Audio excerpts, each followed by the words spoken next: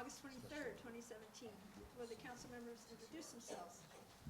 Starting on my left, Chris Johnson. Dan Haggerty. Claire Tuton. Lisa Ketchum. Brandon Kwan. Dave Olson. Oh, and Laura Stein won't be here tonight. First item is the Board of Supervisors report. Ellie Dahlman. Good evening, Midcoast Community Council, Midcoast Community, and other county staff that are here. My name is Ellie Dahlman. I'm here on behalf of Supervisor Don Horsley to provide a brief update on 3 items that have some new information to share. So the first item I'll share is just an update on the Princeton Street End project. Broadway is the street end where we're going to be installing some amenities, including 2 benches and an informational sign. And it looks like that will all be installed this fall. The CDP was approved by the Planning Commission, so we're moving right on the right track. The one thing that I did want to pass on to you regarding the benches, if you'll recall, your council suggested or recommended that the benches, similar to what the GGNRA has in their jurisdiction, were the ones that you would like to see put at the end of Broadway, and we are moving, or the county is moving forward with installing those benches. They did notice that the GGNRA benches have sustained some cracking, which seems like it may be due to additional need for reinforcement of the base of the bench. So County Parks is looking at putting an even stronger base for the benches that will be installed at Broadway, with the hopes that we'll avoid the cracking that's occurring in the other location.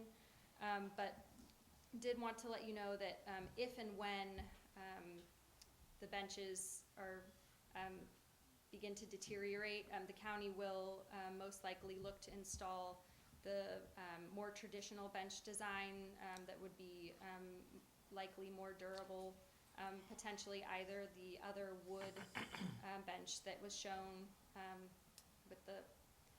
in the pictures, or a cement concrete bench. I know that's not ideal, but we are going to be installing the wood GGNRA benches initially. So we'll cross our fingers that those last long. So that's that on the Princeton Street end. The second item I just wanted to let you know is the Planning Commission today during their meeting approved a new mobile home park zoning ordinance for 6 mobile homes that exist within unincorporated San Mateo County. They approved the proposal with a couple minor amendments, one of which was changing the maximum height to lowering it to 28 feet in the coastal zone, and I believe allowing up to 36 feet for affordable housing on those lots in the coastal zone.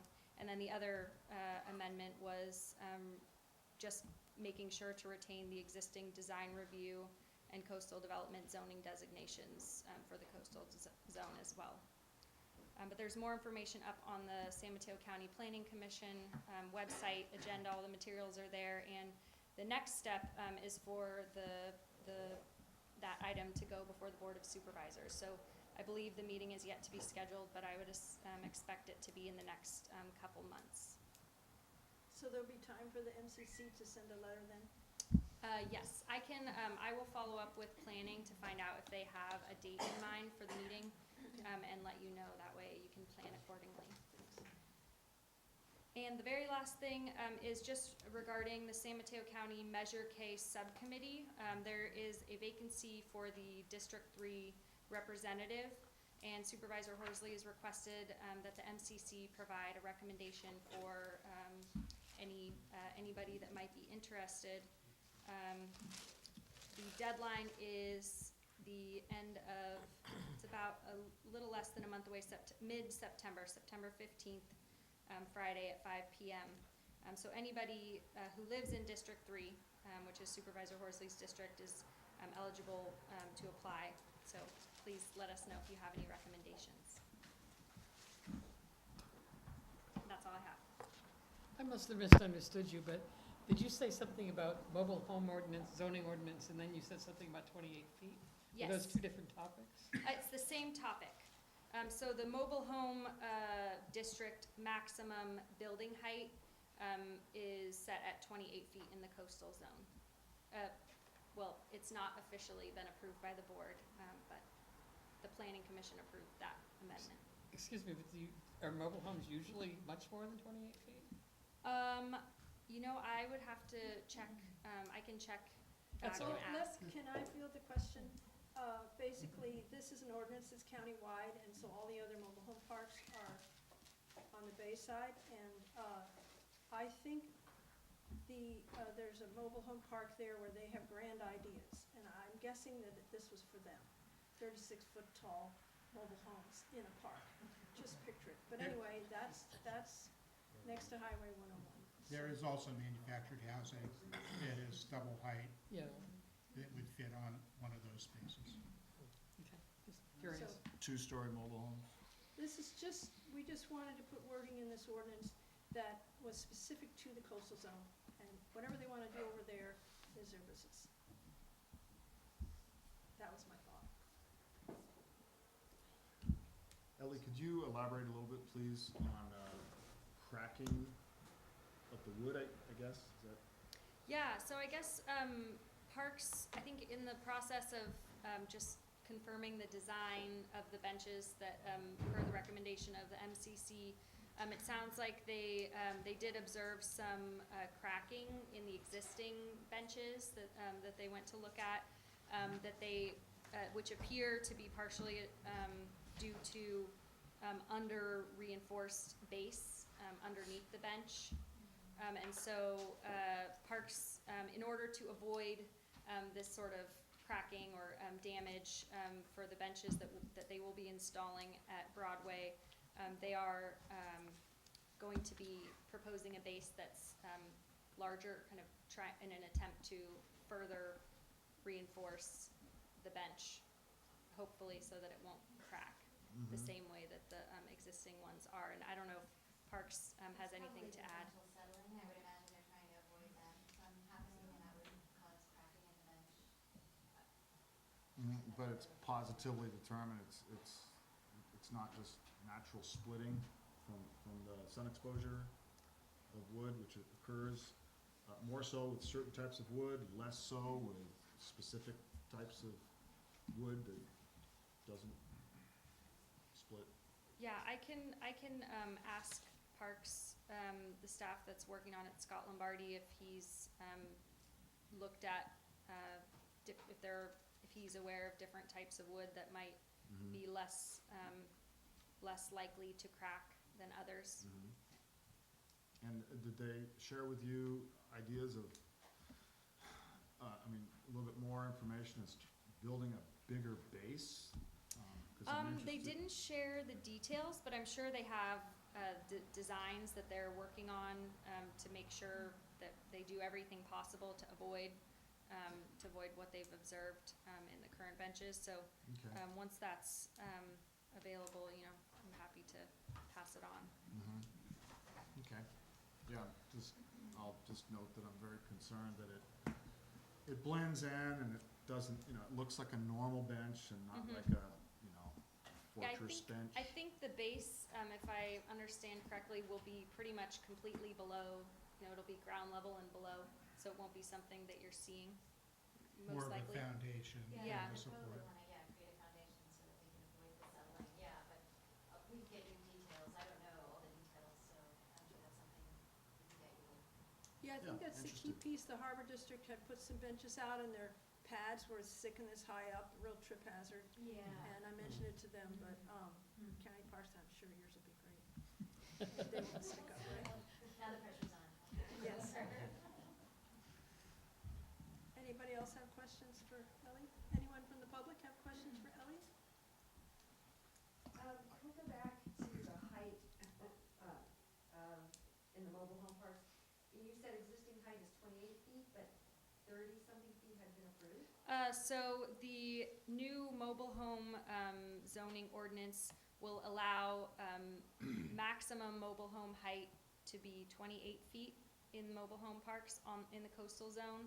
And I believe for affordable housing, which I think would require a use permit, is allowed to be up to 36 feet high. So that there's multiple types of housing allowed within that zone, is that right? Can, Is that what you're saying? let me take this, okay? Go ahead.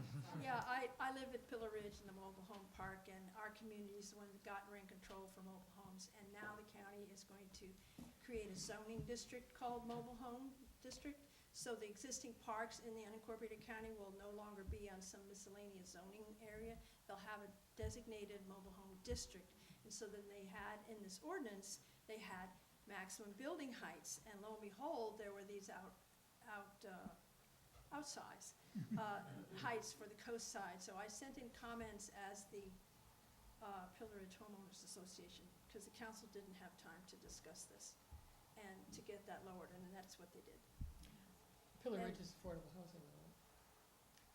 Affordable housing isn't allowed use with a use permit in a mobile No, but- Oh, that's the other part of zoned the, area. that's the other part of the zoning district.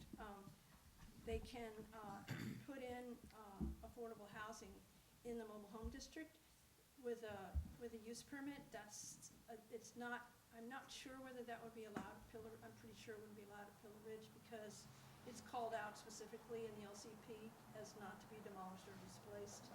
And I wouldn't be concerned either with two-story mobile homes at Pillar Ridge, at least not while I'm alive. Okay. So, what other areas are we, All the other Talk- parks on the east side, I mean, on the, they're in Bay Shore, along the east side of the freeway and little pockets, they're, There's 6 total parks that this will apply to, and There's they're an- all mapped and outlined in the staff report for the Planning Commission meeting, and I'm happy to leave a copy of that. the Okay. other 2 mobile home parks on the coast side are in the city of Half Moon Bay, and this doesn't cover them. Yeah, this would apply solely to mobile home parks in the unincorporated county. I think we'll probably have this on a future agenda so the council itself can send, when it gets sorted out, and we decide if we want to ask for anything else, when it goes to the board, then we could send another one. Anybody else? In Quarry Park, there's 3 benches that were put in roughly 15 years ago. They're wood, there's no cracking, no checking, only grading. They're made out of redwood. by the way.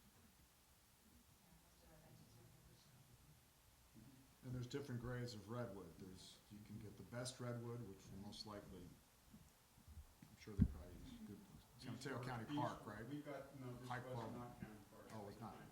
Okay. And the lumber was donated by a guy in Princeton who was milling redwood trees. They're just the part of the redwood tree that they couldn't mill anymore. Okay. Thank you. Okay, we'll leave Thanks, that. Ellie. Next item on the agenda is public comment on items not on the agenda tonight.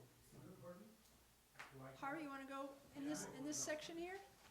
Either way, it's fine.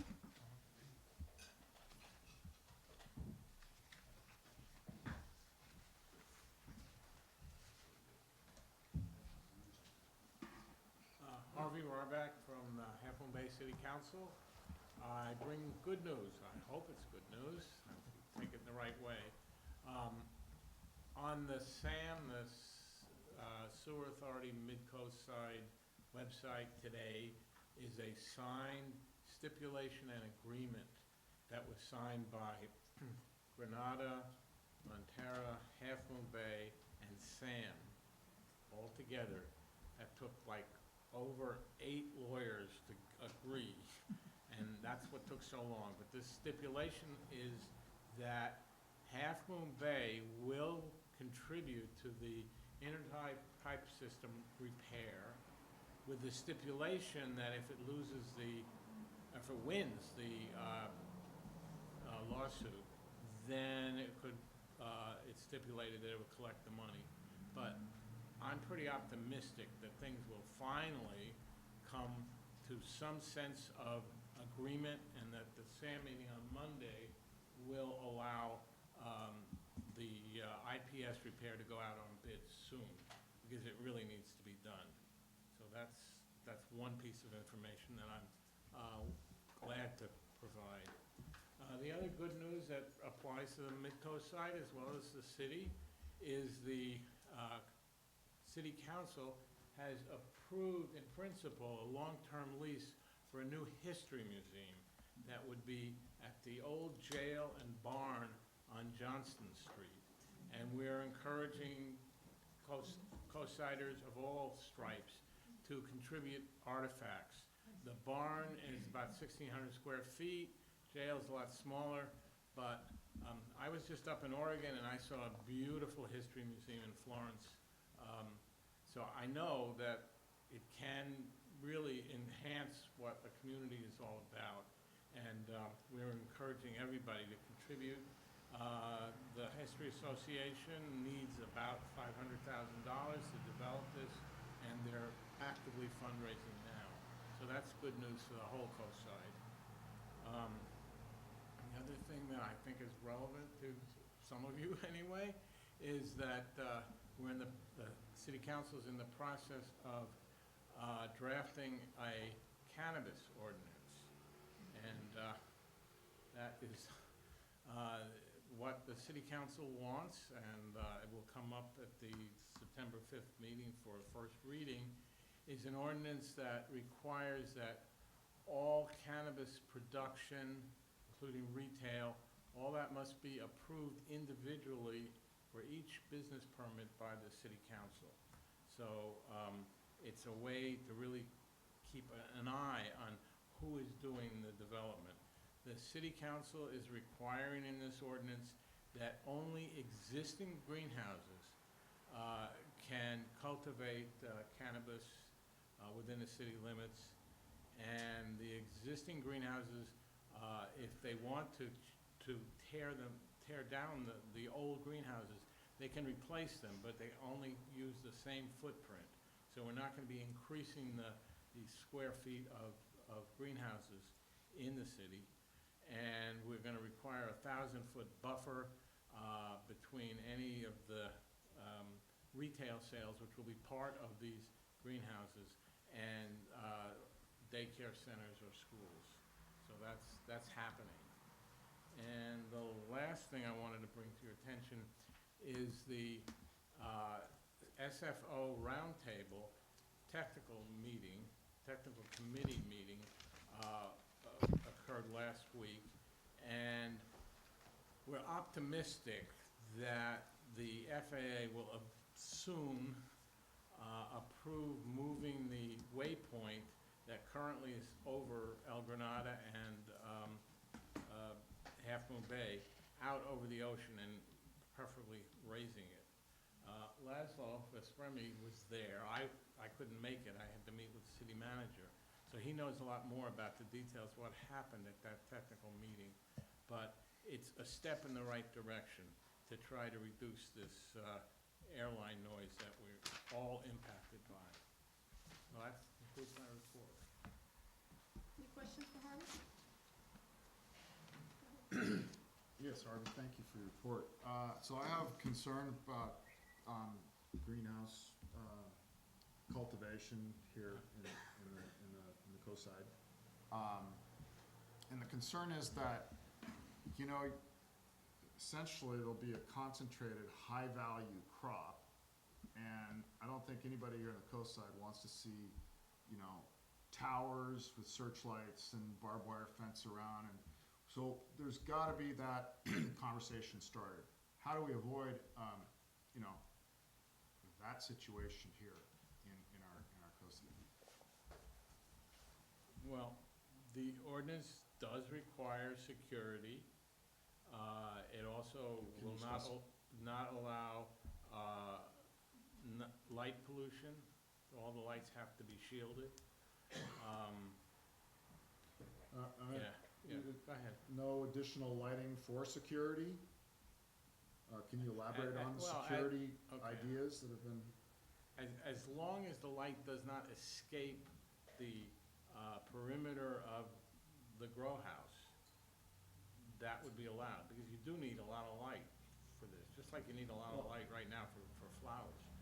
And, but we want to be environmentally sensitive. We want to reduce the energy use. We would like it to be as renewable as possible. We're not going to allow any light pollution to escape. Ultimately, it would be wonderful if recycled water was used in the growing, but that's a little far off right now.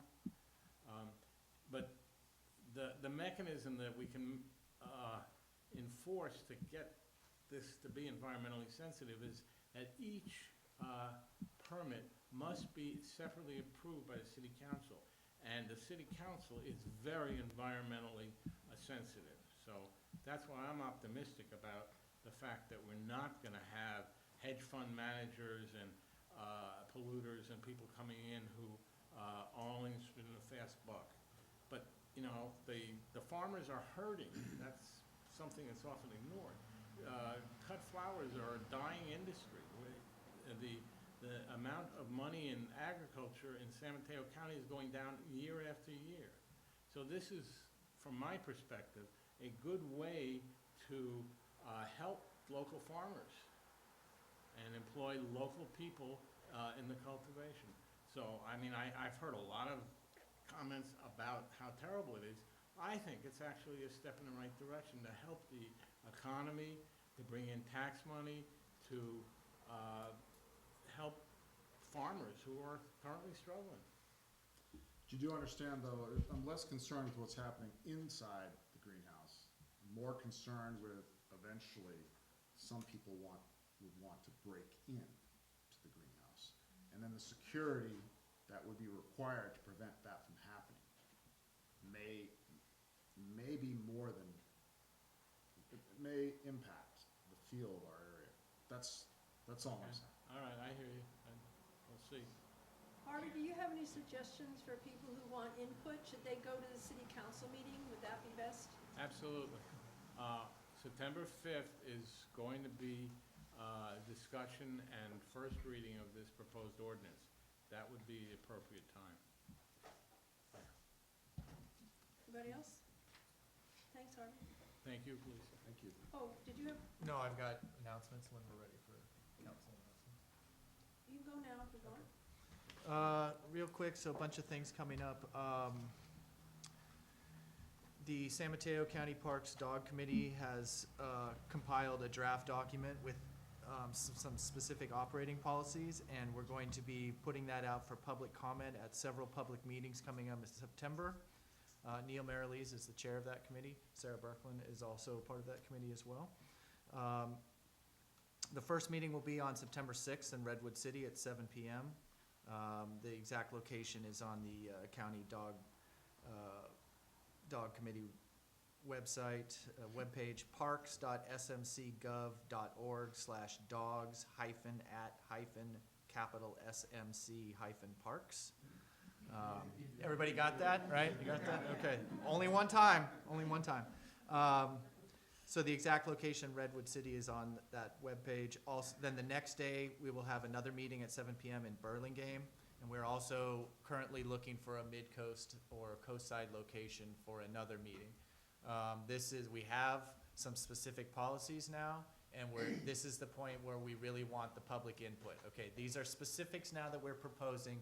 Public, give us your comments on those specifics. This is where, in my mind, the rubber meets the road of like, we have done a lot of work, and now it's time for the public to really kind of come into the group here. Additionally, let's see. On this Friday, the 25th, the Coastside Design Review Committee is going to have a 2+ hour training session from 2:30 to ... at Via Uno, right down here on the road here. So we've got several new members. We've also got several pieces of documentation that we've been working on for the past year. We're going to be having a 2-hour+ meeting where we review that documentation with the new members and with the existing members so that we get kind of everybody on the page. I've been on the committee for 6 years now. It's the first time we've had this kind of comprehensive training session. So I think it's a great, it says a lot about the design review committee, I believe. We're really, and Beverly Garrity's chair of that the last couple years. We're really making some great strides in having documentation and having everybody that's on the committee like working off of the same page. On August 31st, myself, Supervisor Horsley, and Supervisor Groom will be interviewing a candidate for the Princeton Community Representative position for the CDRC, Coast Side Design Review Committee. So we'll be looking to fill that position. The CDRC meeting on August 10th, we had Bruce Chan, a new architect that's part of the committee, and we also have an alternate architect. So the entire committee is fully staffed with the exception of the 2 Princeton positions and the 2 Miramar positions. We're looking to fill that Princeton position on the 31st, so that just leaves us with the 2 Miramars, but we've got a full quiver of architects and even an alternate architect. So we should not have any problems in the future with having to delay hearings or having a two-person quorum. And again, I credit the county staff and Beverly Garrity, as well as other members of the CDRC for really moving this roster filling along. Finally, the week of September 10th to September 16th is the San Mateo County Bike and Pedestrian Count.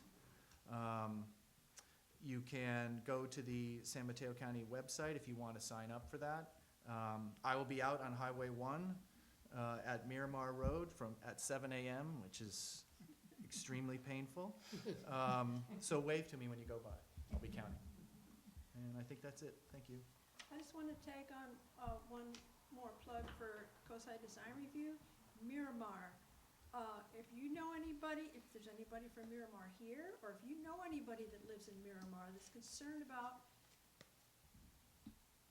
housing aesthetics, I don't know, the houses in your neighborhood, the new ones, tell them about this.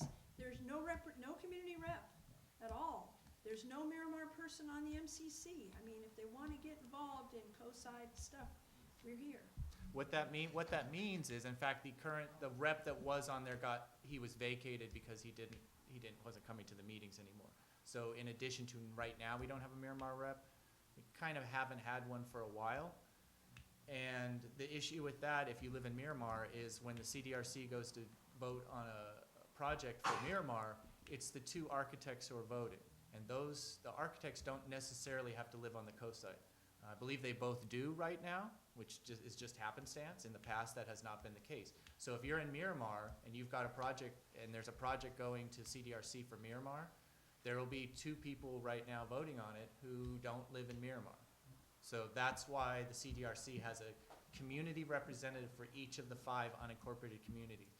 That person's job is not to know the ins and outs of architecture, but to have a sense of what their Midcoast community feels about the residential structures in their community. So I second Lisa's call. If you know someone, if you live in Miramar, this is an excellent committee. It is really, I'm very proud of the work that this committee does and for being on this and to be on this committee. So I recommend you look into it, please. Any other announcements on the council? Public comment. Len Erickson. Len Erickson from El Granada. Last week, or last meeting, when you discussed the work on the LCP and transportation and intersections, I had the pleasure to be up in Oregon chasing eclipses and other scenic and historical sites in Oregon. But I did have a chance to both look at your minutes and look at the video of it. I thank you for a named acknowledgement of me, but more than that, to point out a few things about what led up to it and where we are now. For one thing, and some of you may not know, that there was an original steering committee. One of the citizen members of that committee was Supervisor Horsley, who at that time was not Supervisor Horsley, he was Citizen Horsley. There were other people in the community were on it, and basically it was bringing together an opinion to request planning studies. This is where the work we did, now known collectively as the Safety and Mobility Studies, came from. They brought in resources that introduced the concept of roundabouts, et cetera, and created a successful concept plan document. From that point forward, the MCC and particularly Lisa helped organize that into objectives and plans, which are documented there. So there's a good resource to point to it.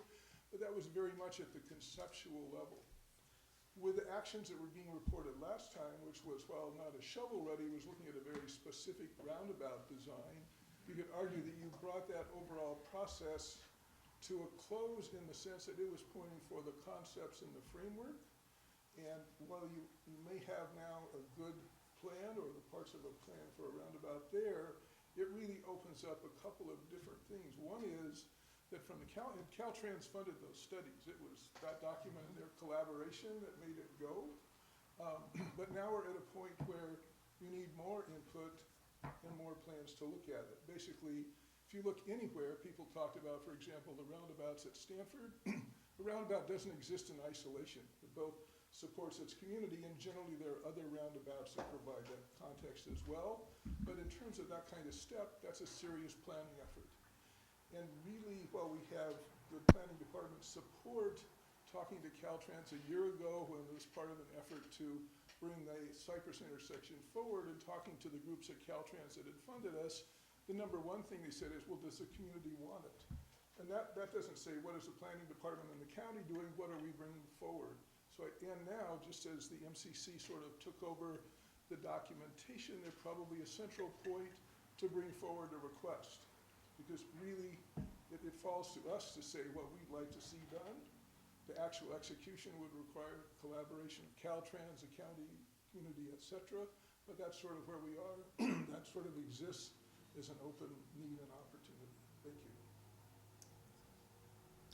Anybody else on public comment? Seeing none, we'll move on to consent. We have the minutes for August 9. Do I have a motion? Can I ask you just one question, maybe not pertaining to this? Last week there was supposed to be a meeting at this Simon Bridge, If you come to the microphone, then what you say can be captured on the camera. No, just no camera, just ask where the Simon Bridge is. The what bridge? Seymour. Simon Bridge. Seymour. Simon Bridge. Oh, Seymour Bridge is south of Half Moon Bay. I know, but is it past Portland? Ask Harvey. I walked until almost reached Carlton, I cannot see anything. There was supposed to be a meeting regarding the trail or whatever. It's on Saturday. Yeah, and I couldn't find it. That's Harvey. There's coming up a meeting to talk about the trail south of the existing Coastside Land Trust sponsored trail. Yeah. Is that what you're talking about? Yeah. Not the Seymour Bridge. But they supposed to meet at the south side, yes, and last Yeah, Saturday. that's August 26th. That's Okay, Saturday. none of this is gonna be captured on our meeting video. It's gonna be very odd. So if you guys could go talk out. Okay. I just thought All right. here, I looked for 1 hour, I Should we- want to find out if you all know, you know? If you could go out with Harvey and Yeah. clarify that. So, a motion for the consent agenda? I move that we approve the minutes. Second. All in favor? Aye.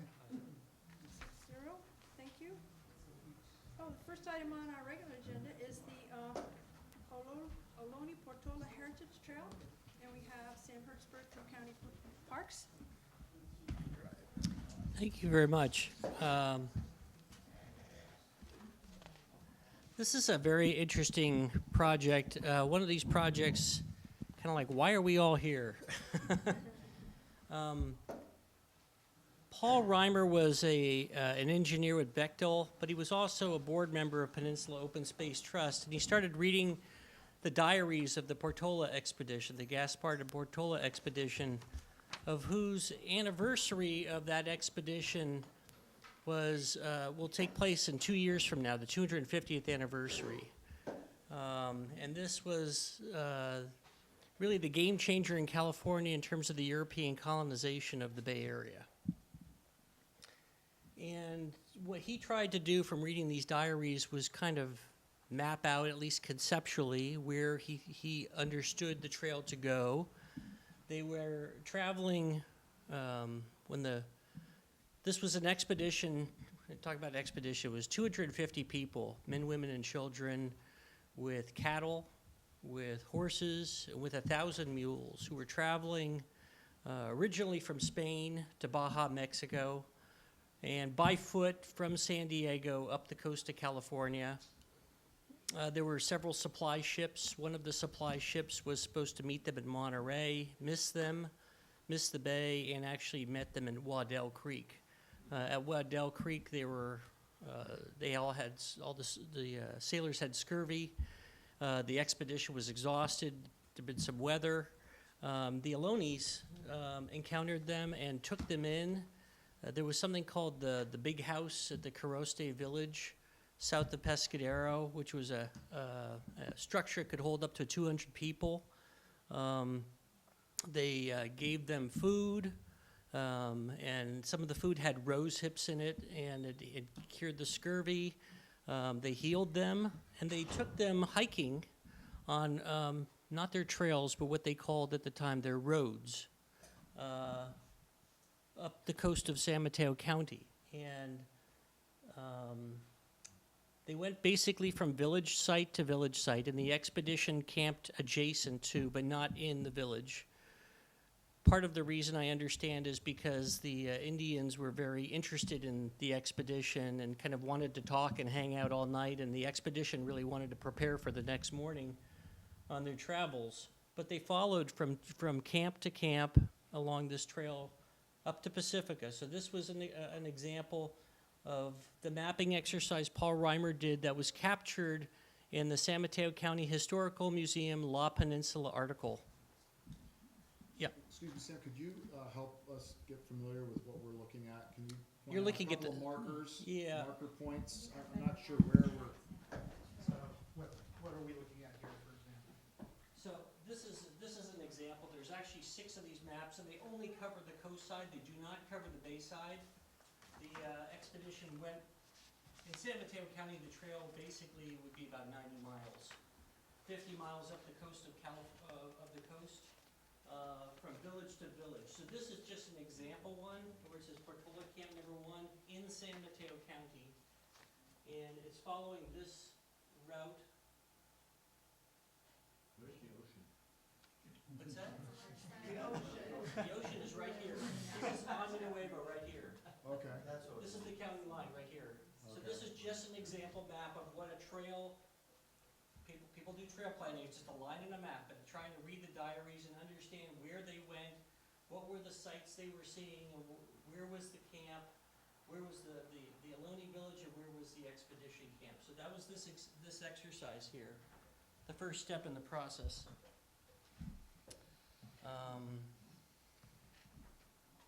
We're kind of in the process of a long-term proposal to create a national historic trail in California. But right now, our focus is in San Mateo County. So again, this 250th anniversary is coming up in 2 years. We started this effort about 3 years ago.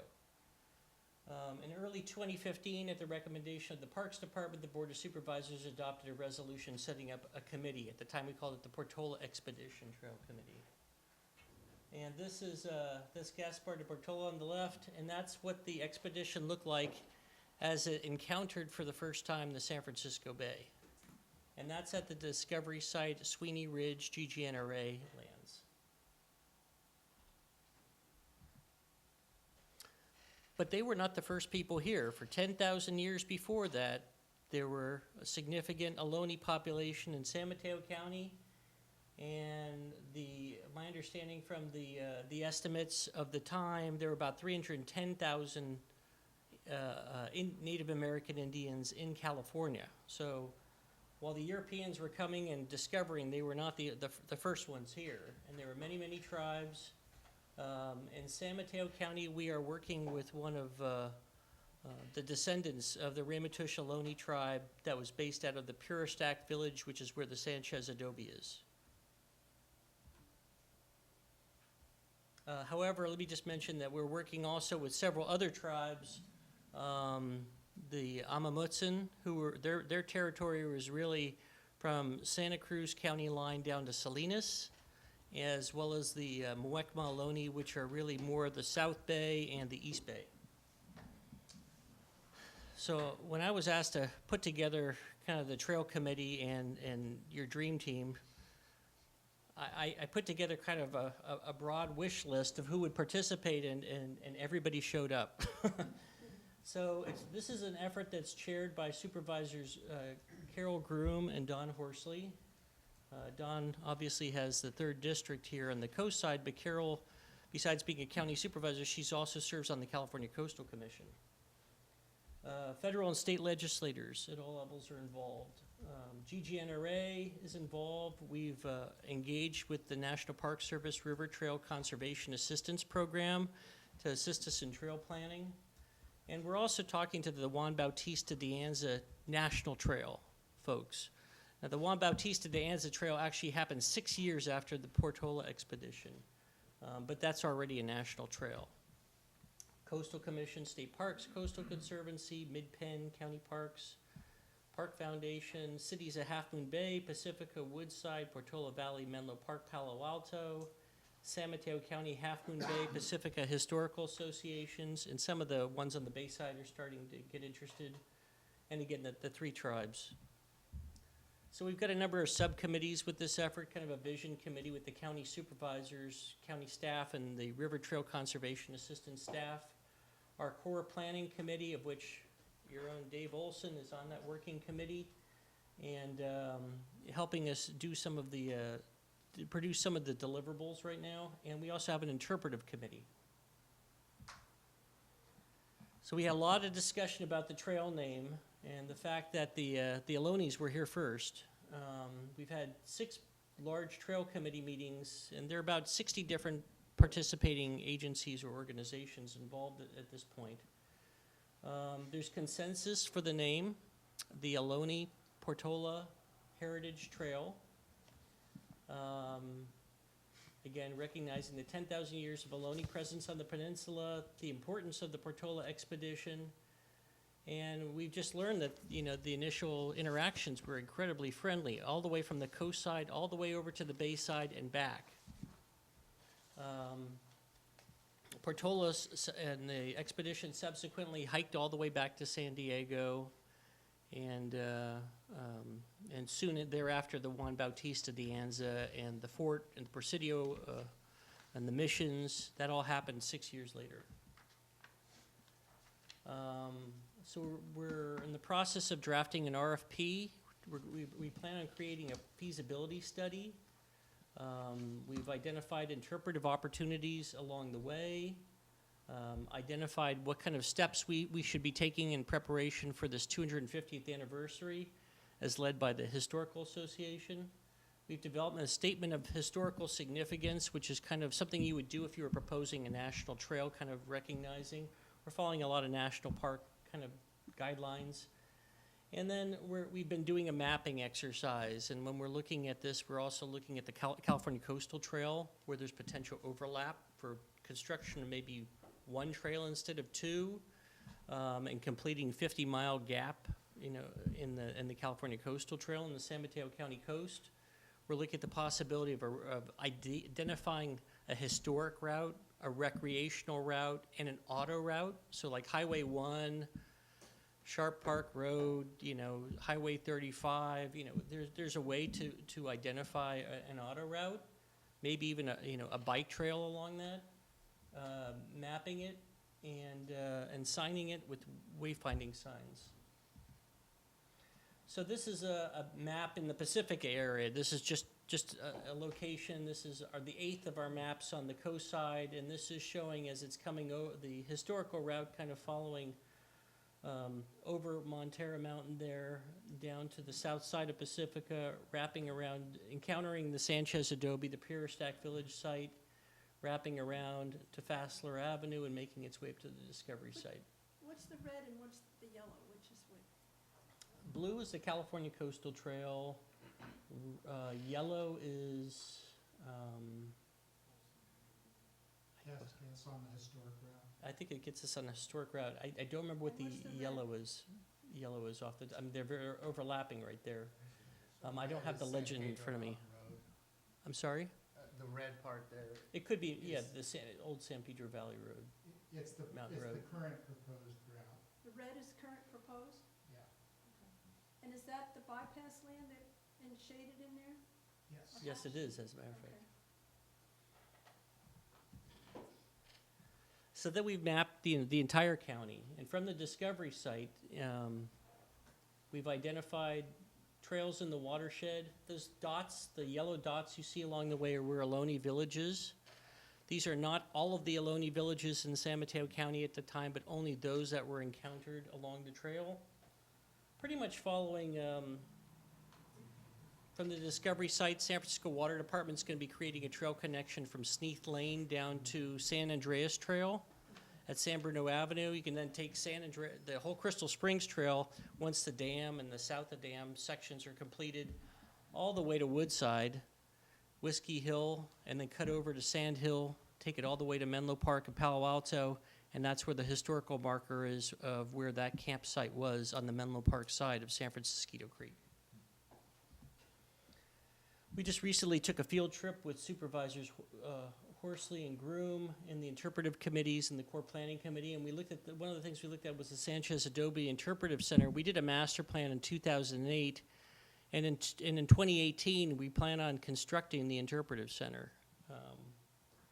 And we just did an addendum to the mitigated neg deck, and the interpretive center is moving. It was originally going to use the existing residential ranger housing here, and it's moved.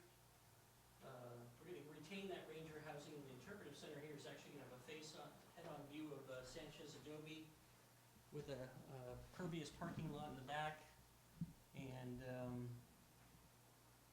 that's a real opportunity to interpret the Ohlone, Spanish, and Mexican periods, as well as all the different American periods. And then we also visited Sweeney Ridge. We got to meet with some GGNRA rangers. Luckily, it was a sunny day. I was up there in November, the date of the expedition this year, and it was completely foggy. It can be like that. It was a beautiful day, nice views in either direction. So County Parks are currently doing a number of things that complement this effort. Our development of the Green Valley Coastal Trail on State Park and Caltrans lands, our future acquisition of the Pedro Point Headlands, which will complete a section of the California Coastal Trail, our completion of the trail, a trail when that road is replaced over the Crystal Springs Dam. And we built a section called South of Dam, and there's a gap of about 600 feet. We call it Connect the Gap between the dam and the South of Dam Trail. These are very costly and expensive projects, but help bridge the gap and this whole trail network. There's a whole bunch of other efforts that are happening. Sister City of Pacifica is now beginning to strengthen their sister city relationship with Balaguer, Spain, the birthplace of Portola, a relationship that started several decades ago. I mentioned SFPUC constructing that trail. San Bruno's creating a whole trail from the Bay Trail to the San Andreas Trail. So this will be the first east-west trail from Bay to Ocean in the county when all done. GGNRA is considering both trail and hut improvements because people would like to be able to stay along the route. Youth hostels, wherever they could stay. Back of Green Valley Trail, State Parks is talking about a camping spot. Constructing that.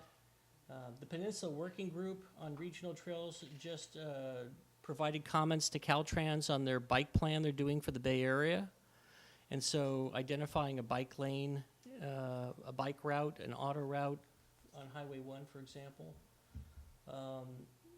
And then there's a whole bunch of planning for this anniversary. Mid-Penn owns the Toto Ranch, which was also a village site, an expedition camp. And they plan on improving that in the near future. And of course, Cloverdale Ranch, which is a big, long piece of property at the South County, is going to be transferred from Post to Mid-Penn, and their plans for that. We had a reception a couple weeks ago just thanking the participating members of the trail committees for their efforts. The county's requested a second year of trail planning assistance. Supervisor Horsley's allocated $75,000 for this effort, and we're trying to find other matching sources at this time. And we're preparing a draft RFP for this feasibility study. So our goal by by December is to have a contractor on board to start the process. And the National Park Service has shared some documents that would help us break this trail into smaller pieces and clarify who has what responsibilities and roles and opportunities. But the long-term plan is to go beyond San Mateo County, and we're currently getting some interest from Santa Cruz County who want to do similar planning effort in their county. Securing funding for a feasibility for a national trail is a bigger step. Obviously involves 9 counties in the coast of California and the coastal trail. You know, back in the day, you know, these Ohlone roads became Highway 1, California Coastal Trail, and public roads. So, you know, this would be recognizing that. There will need to be a name for this trail that goes beyond the tribe in San Mateo County. And that's the end of my presentation. And so we're kind of at the beginning of this next phase of the project with this feasibility study, and there's more to come.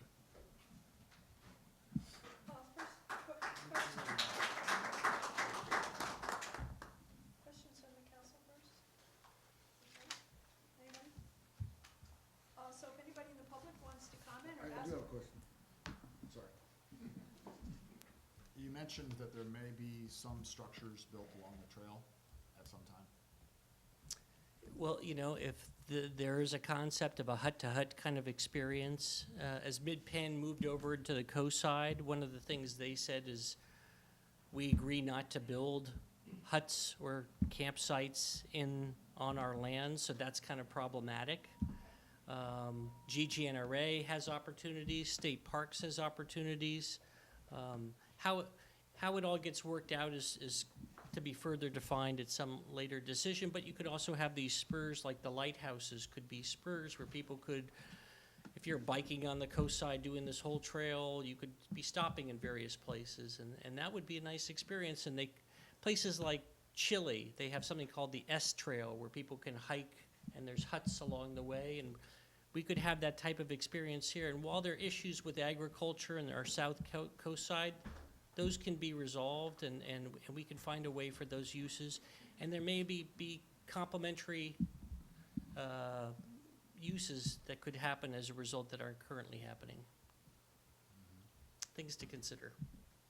Well, if there's further conversations about this, I guess I would just first recommend that, you know, possibly some type of a architecture that could, you know, match the existing times, and nothing, you know, it should really look like it should be there and not. In other places, they've had like a very similar theme when these hut-to-huts are all set up, and that's one concept versus things being done individually. None of that has been discussed. It's just kind of a concept at this point. Right now, the trail is the focus, but obviously, as you've got these camps, as you've got these tribal villages, it makes sense to kind of replicate that, especially if you're building something that's 90 miles long that people may want to recreate and use. Okay, members of the public, if you could come up to the microphone if you wish to, Len?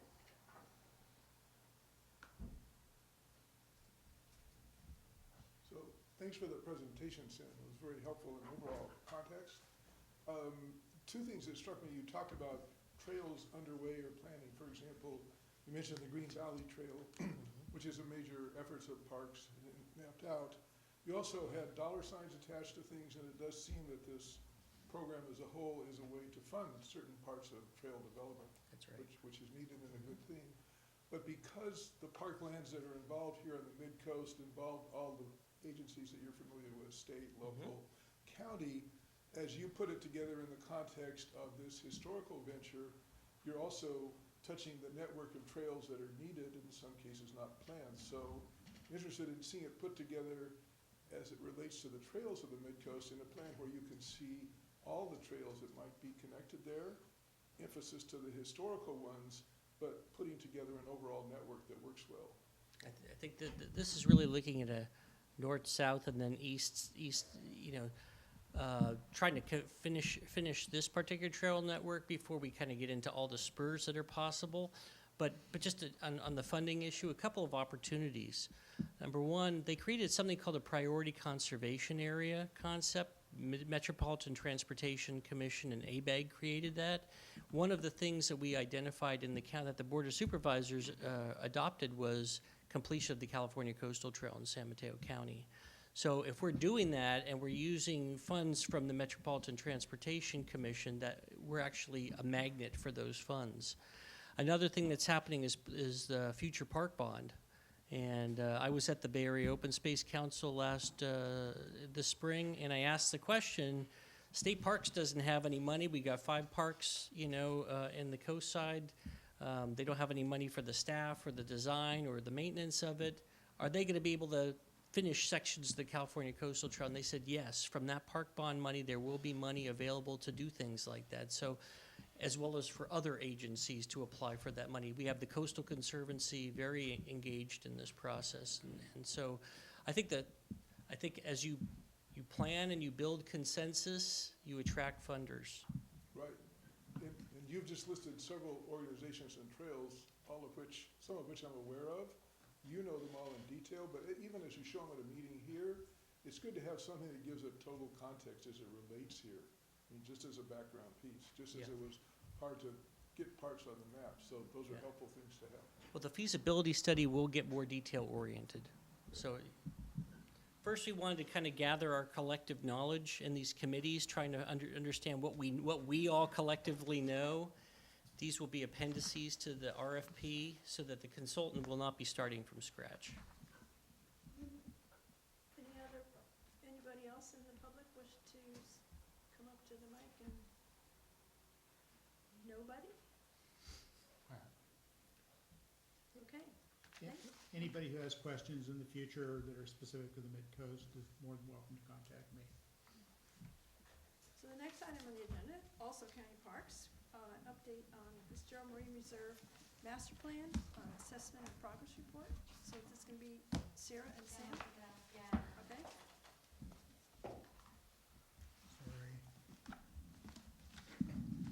So we've owned the Fitzgerald Marine Reserve since the late 60s. It was originally a place protected to take all the resources out of it. Up and down the coast side, they created these marine reserves. And we didn't have a master plan for this facility until we started working on one in the late 1990s. And it was finished 2002. We did an EIR, and it was adopted as final in 2004. And so we've been really busy implementing a lot of this, and folks who were wondering kind of where are you and where are you going with this? So we wanted to give you an update. And so I'm just going to run through kind of a laundry list of each of these categories. The facility accomplishments, we constructed the Seal Cove Stairway, which if you remember was like old railroad ties, and you kind of had to slide down on your rear to get down there because it was all falling apart from the drainage.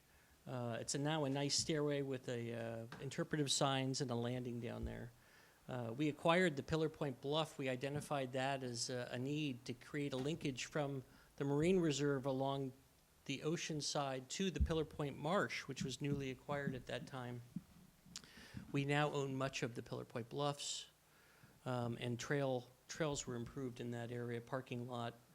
We improved the parking lot of Fitzgerald Marine Reserve for stormwater pollution and also improved ADA access. We made ADA access improvements to our pathways. We improved the California Coastal Trail from California North Lake Street to Cypress. We created bluff fencing near the main entrance at the bluffs. In terms of visitor service accomplishments, one of the concepts was you can't just have one portal for all your interpretation when you've got a 3-mile area and lots of areas. So distributing interpretive signage, regulatory signage throughout the preserve was a priority, and that's been accomplished. We set up a docent-led tour program working closely with we have Marcia Cohen from the Friends of Fitzgerald here. Thank you, Marcia, for coming. And we have a great partnership with the Friends, and part of our challenge is, if people make reservations for 10 or more, we handle those, but if people show up unexpectedly, that's been a challenge for us. and that's one of the things we're going to try and improve. The Friends of Fitzgerald and the parks have created a park aid position specific to Fitzgerald. We've now have 400 or 500 seals, harbor seals, that are at the Marine Reserve, and we protect those areas, and we explain why we protect those areas. We've made visitor service improvements, developed education materials and award-winning video, and we have all kinds of natural activities happening now that weren't happening then, like nighttime tide pooling, bio-blitzes with the Steinhardt Aquarium. In terms of natural resource accomplishments, we 6 times the Board of Supervisors recommended to the legislature that there be a no-take area, Fitzgerald, and 6 times was denied. And then Department of Fish and Wildlife set up a marine protected area program, and we memorialized what our recommendation was in the master plan, and it got adopted.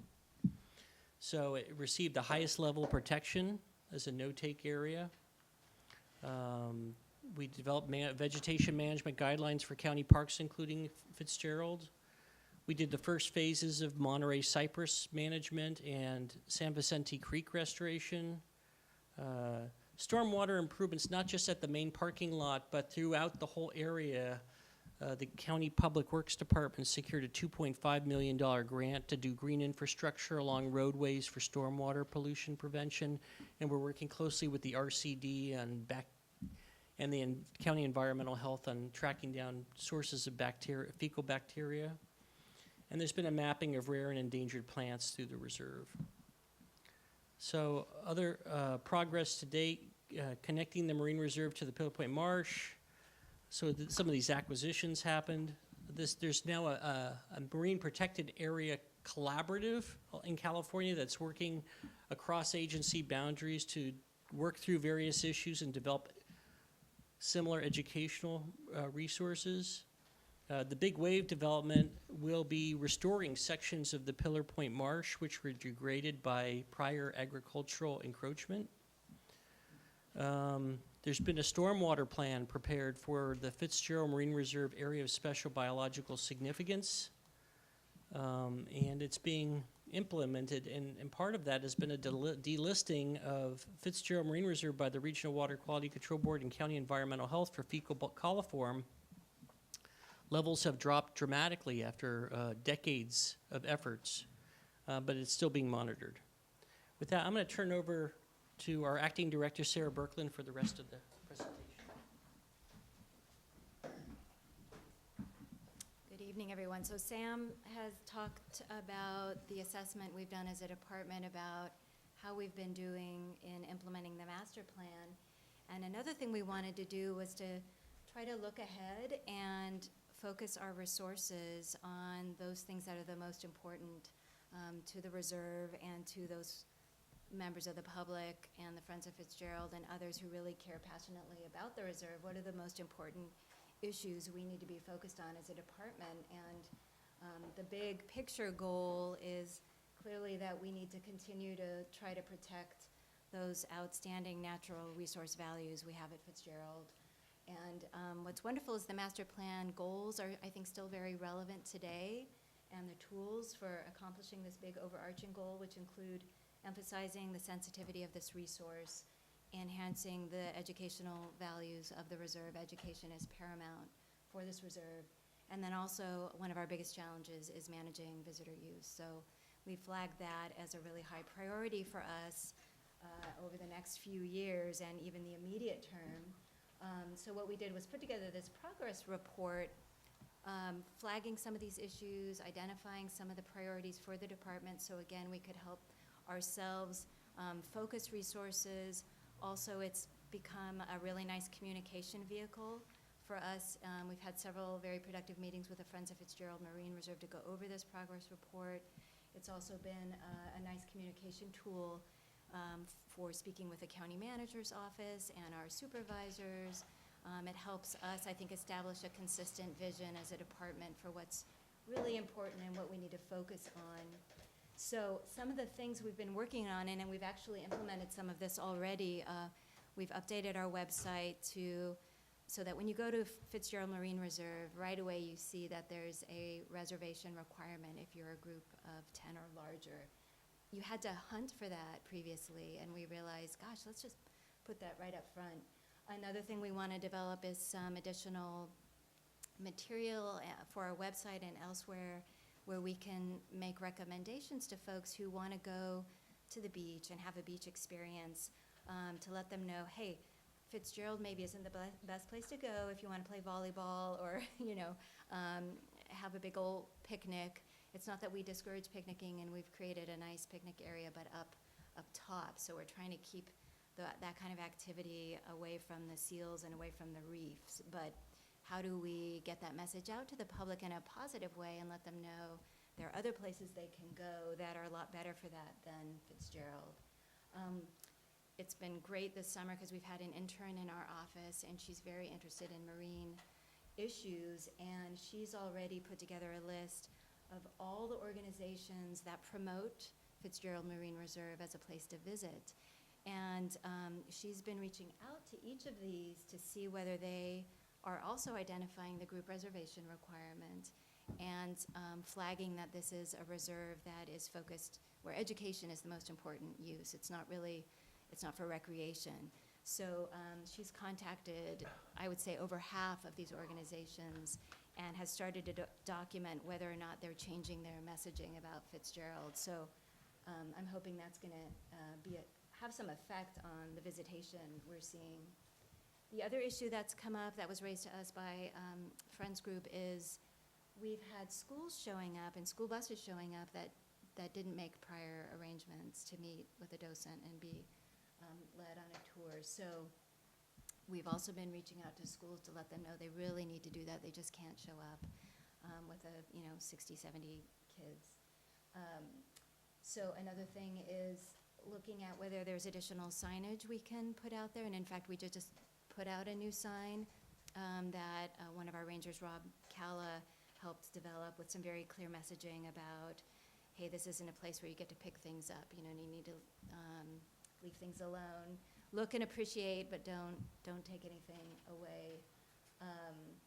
We also are in the process of applying for an MPA grant to develop short educational videos that could go out on social media about appropriate activities and uses at the reserve. And I think it's something that we could also build on just generally for other marine protected areas in San Mateo County. And then another thing we're launching as a department is we're doing a kind of a hard look at our fees in general, and that would include Fitzgerald, to see whether that's a place where we might want to consider charging fees, whether it's for parking or something else, to help kind of defray the costs of some of the more intensive management that we need at that park compared to some of our others.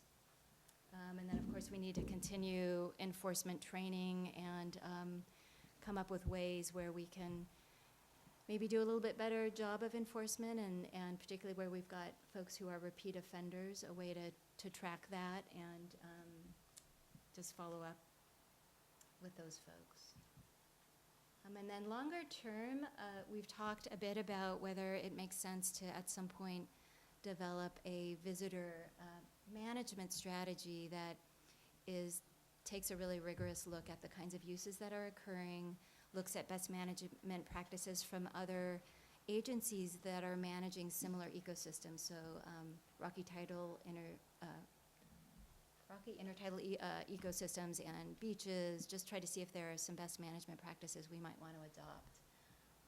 And we'd want to do that with public input. So that would be a more intensive effort. We'd probably have to get some funding for that study and do it through a consultant. Ideally, we'd have a full-time staff position for Fitzgerald. It's something we've raised. It just, the time hasn't been right for us to get that level of staffing at the department. And then, continue to look for opportunities to acquire lands at Pillow Point Marsh. We do want to get to a marsh restoration at some point. And then also really are interested in a more careful evaluation of the vegetation communities we have at Fitzgerald. We need a plan for managing the cypress forest because it's getting old, it's going to start to term out, and People love that forest, but it's not what would be there if there hadn't been human habitation. But it may be something we want to protect nonetheless, and think about replacement planting for that forest. And then also we have some unique plants around the historic site there. So those are sort of some potential longer-term future efforts. And that's our quick update, and we're happy to take questions or comments, suggestions. Council members, any questions? Yes, thank you very much for the presentation.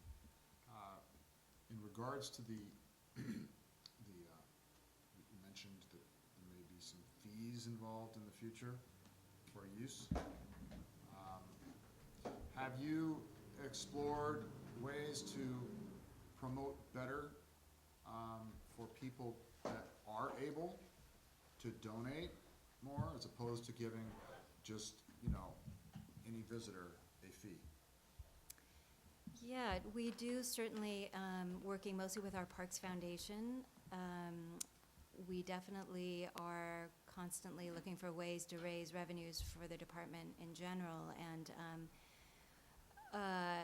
I would say Fitzgerald Marine Reserve is certainly one of the parks we're focused on, although we typically are looking for fundraising connected more to projects and programs as opposed to specific parks. So, I suppose that is something we could talk about.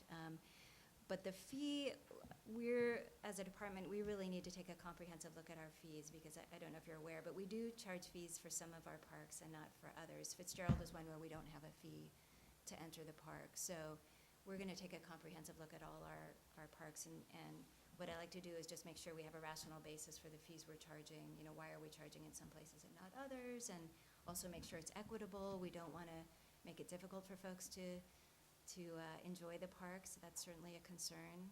So Fitzgerald, we'd be looking at Fitzgerald in combination with all the parks within the system for the potential fees. Okay. Chris? So unfortunately, I left my notes on this. I was reading it yesterday and left it behind, but I seem to recall that the most recent survey had like around 250,000 visitors, somewhere around that number, and that for the survey before that was in like 2002 or something, and it had like 125,000, something. 178. Okay, somewhere in the hundred, like considerably less. Right. It's definitely Right. going up, yeah. So my question Numbers right here. for you is, do you have any concept of what the carrying capacity of that installation is? How much more we can get? Because one of the things I kept seeing in the matrix of the projects matrix and then the staff report as well is, modify visitor management strategy as proposed action. And I'm just wondering, especially with regard to the amount of people, I see some things that are being done here to, distribute the visitors at different times, the education focus, but do we have an idea of how many people is gonna be too many? I mean, with this tunnel now and this being like one of Right. the first places to stop off, and it also being located in a residential neighborhood, at least the Right. visitor center area. No, it's Do we a real- know what the yeah. maximum is? that It's a it can handle? really good question, and carrying capacity is something that the master plan looked at and seemed to suggest that's something we ought to try to establish. It's a very hard thing to establish. I mean, you need to decide carrying capacity for what. But it's a really good question, because we might actually be getting to that point where we have to restrict access. And that's why, before we could really seriously consider doing something like that, we would definitely have to have that study done, so that we could have, the foundation, the rationale, everything to support what's a pretty dramatic decision for a public park agency to make. That's probably one of the hardest decisions that a land management agency ever faces, which is to say no to the public. You can't come here anymore. We think there are too many people. That's a really, really big step to take. So I think our first priority has been to really focus on these educational and outreach efforts to get the word out about how this reserve is supposed to be enjoyed and used, and to see whether that doesn't help with some of the visitation numbers. Because the other thing is, visit, and Marcia can probably talk to this better than I can, but it's really, we're talking about very intensive uses during certain times. It's not like it's really crowded all the time. So it's managing those peak visitation days. So, you know, we could go to a system where use is only restricted at those times where we know we're gonna be getting more people than we can handle. And figuring out the mechanics of that and the logistics of that, that's something that, you know, it's gonna take a little more effort and time and resources than we've got right now. Are there to put plans for into that? it. I mean, I raised that because I saw the numbers, I saw that phrase, but having been out on the road this summer, you know, Yeah. Yosemite, Oh, I Mount know. Rainier, these are places where there was 2-3 hour lineups outside the park because there just wasn't enough literal room to let Right. another car Right. in. And so we're not that even close to that here. Well, But I think there probably are times where we're. how pretty close are we? Like, we don't know how close we are, you know? Like, Yeah, well, like I said, I mean, that's why we do flag a couple times in the progress report this notion of developing this visitor use strategy. And it is something we'd like to do, and hopefully it's something we could do in the next few years. It's just, it's not something we have budget for right now, but it's certainly on our list of items that we definitely would like to seek funding for. And it might be something we could get some grant monies for as well. But yeah, it's definitely something we're thinking about. Thanks, sir. Along the same line, Año Nuevo is a county or a state? States, State. yes, Because I know that they really restrict visitors there, at least for certain Exactly. parts of the year. yeah. And I'm envisioning you might do something similar to that. You have Right, to have that's reservations. one, right, that's one model, that's one example where they've Yeah. done that, Well, had to do that. Well, I think that if you do charge fees, that's a restriction itself, you know? Mhm. Right, and then I guess the question, is that the kind of restriction you wanna impose, or is it something Mhm. else? Does it look like something else? The thought that just came to mind, what if there was a charge if they stayed beyond a set period of time? It'd be hard. I think some of I it don't think too, so. I think it could be. well, there are those, you know, with all of that, and I need we'd need to talk to someone who's more expert in this, but the administrative costs sometimes outweigh the money you're taking in, so while you are generating revenue, your administrative costs for a system that's a little more complicated can be high and gobble up the revenue. I'm sure Silicon Valley can make an app for that. Except I'd like to discourage people from always having to look at a screen, that's what parks are for, from my perspective. You mentioned acquiring Just the lands gadget. adjacent to Pill Point Marsh. The Cary parcel on the shoreline, Hmm. I'm familiar with from Planned Princeton. Are there any others? Any other land that you're, Do you know of any, Sam? Thinking to I acquire? don't know of any Just that. others. Yeah. okay, public? Elizabeth, I saw you waving before. Yeah, come. As someone who is observing the marine reserve for 30 years, I have a suggestion. Look at the marine reserve. That's not a park, it's a reserve. And it's such a degradation, it's unbelievable. They're trampling it down by the thousands on the weekend. So if you want to measure what is too much, don't measure the people, look down. And even if you want the marine reserve to recover will take tremendous time. I'm sure that you are measuring the wildlife or the whatever goes on the rocks and into the pools, but it's just visible. Mhm. So So the don't- marine organisms, seeing Exactly. those, yeah, and It's a that's very really, bad shape. that's a And tough, how can be? I mean, if thousands and thousands of people trampling every time to what Right. survives. well, and again, you So know, what's Marcia, important, the park or the marine reserve? Right. I guess that's Right. simple. yeah, Thank you. Marcia, do you wanna talk about that a little bit? Oh, hold on, Lynn, wait. So I'm Marcia Cohen, and I'm on the board of the Friends of Fitzgerald. So regarding the degradation of the habitat due to visitation, this is an area that was closely studied in the original master plan.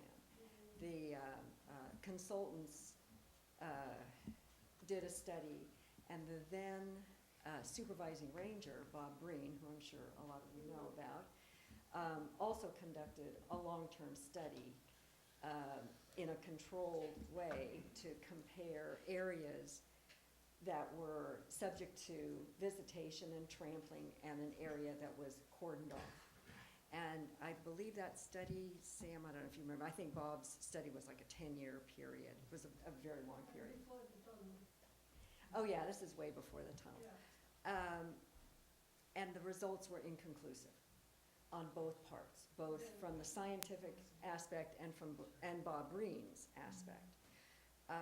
Those of us on the board, Fitzgerald, were just dumbfounded by this. We couldn't quite understand how that could be, so we started to do some of our own checking of other reserves up and down the coast, and within a marine protected area. And the one that we know where a very rigorous study was done was down at Cabrillo. It's a national monument down in Southern California. They also had the same results. It was inconclusive.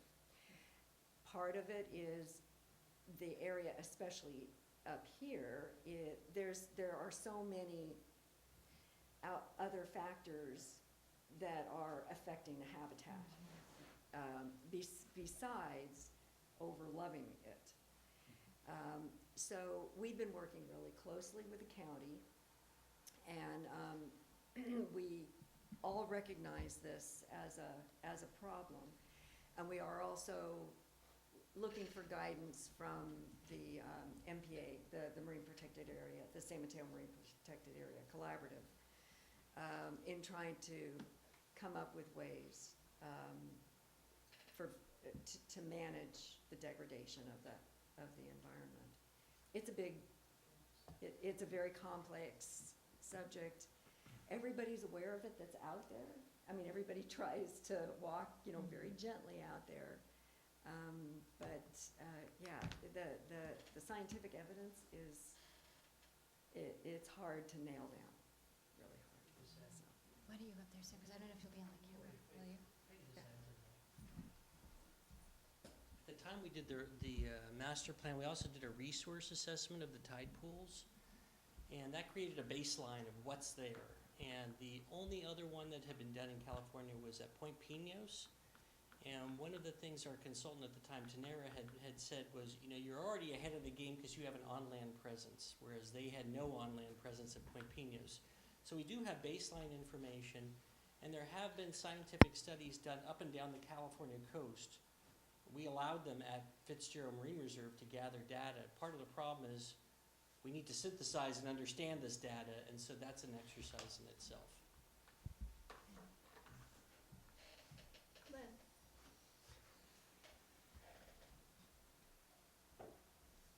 For the Fitzgerald Master Plan, could you clarify whether it also includes the Pillar Point Bluffs? It does, yeah. Okay, but because in that regard, then, it really doesn't address issues that are up there as a resource? Or when you talk about the parking lot, is that the harbor parking lot, or is that the county parks parking lot?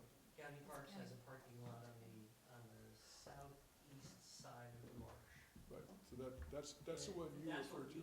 We operate or maintain versus the Harbor District maintains. But the parking lot that is in terrible shape, therefore, isn't yours? But this is all part of Pillar Point and that area. So from a public standpoint, the marsh is right there in front of that parking lot. As you put your master plan together, it serves the public to treat that as a whole, even if it's not yours. So in some sense, bring it in the plan. Also, you had talked about the California Coastal Trail, and there's long been advocacy for at least a walking trail that goes through Pillar Point Bluffs, as opposed to saying the walking trail is along the airport. And you've talked about the California Coastal Trail here, so could that be part of this master plan phase? Yeah, well, one thing I would say, and I know it's hard, and I think park management agencies struggle with this because the public isn't sure who's managing what. It's not obvious when you cross DGNRA's lands and you enter into county parks. But from a master planning perspective, we would only, and can really only plan for the properties we manage. We could explain that there's a certain kind of management is occurring on an adjacent property, but we wouldn't plan for property that isn't ours. I don't think that would be appropriate for us to do. if that's what you're Although, just for seeking. example, the main parking lot that the harbor runs Right, has more direct impact on the marsh than even yours does, because it's right adjacent to it. I appreciate it. The other part is there's abandoned lands Mm-hmm. along the bluffs, that really, I think in that sense, it's the DPR, Public Works that owns it. That up land on the is- bluff? Yeah, as you go along the bluff, and then as you get into Seal Cove, you have lands along Ocean Boulevard, which has been Down abandoned, et cetera. And that land, as far as I understand, is still part of Public Works, but it would really seem more appropriate to be managed by your group. Now, I acknowledge that it's a very hard piece of land to work with, but we've seen incidents where, without somebody having a sense of conservation ownership for it, people intrude. So I would also like to ask if you can include within your master plan, at least taking the responsibility for it. Because it doesn't, you're a parks group and that's a natural ownership there.